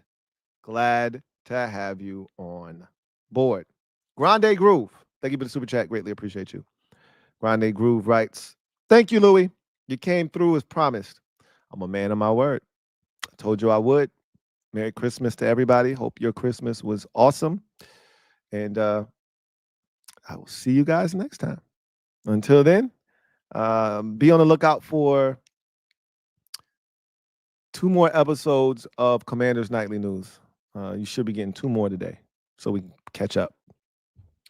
So anyway, I digress. Abdallah says, I've been a member for 2 months. Abdallah writes, we love them burnt chickens.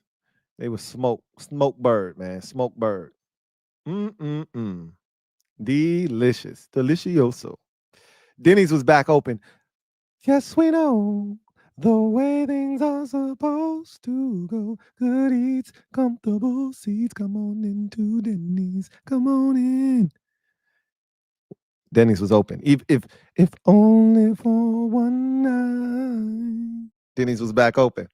And boy, did we have a time last night. Anyway, I digress. See you guys next time. Really appreciate y'all holding the kid down. And see y'all for Thursday Night Football as well. Peace.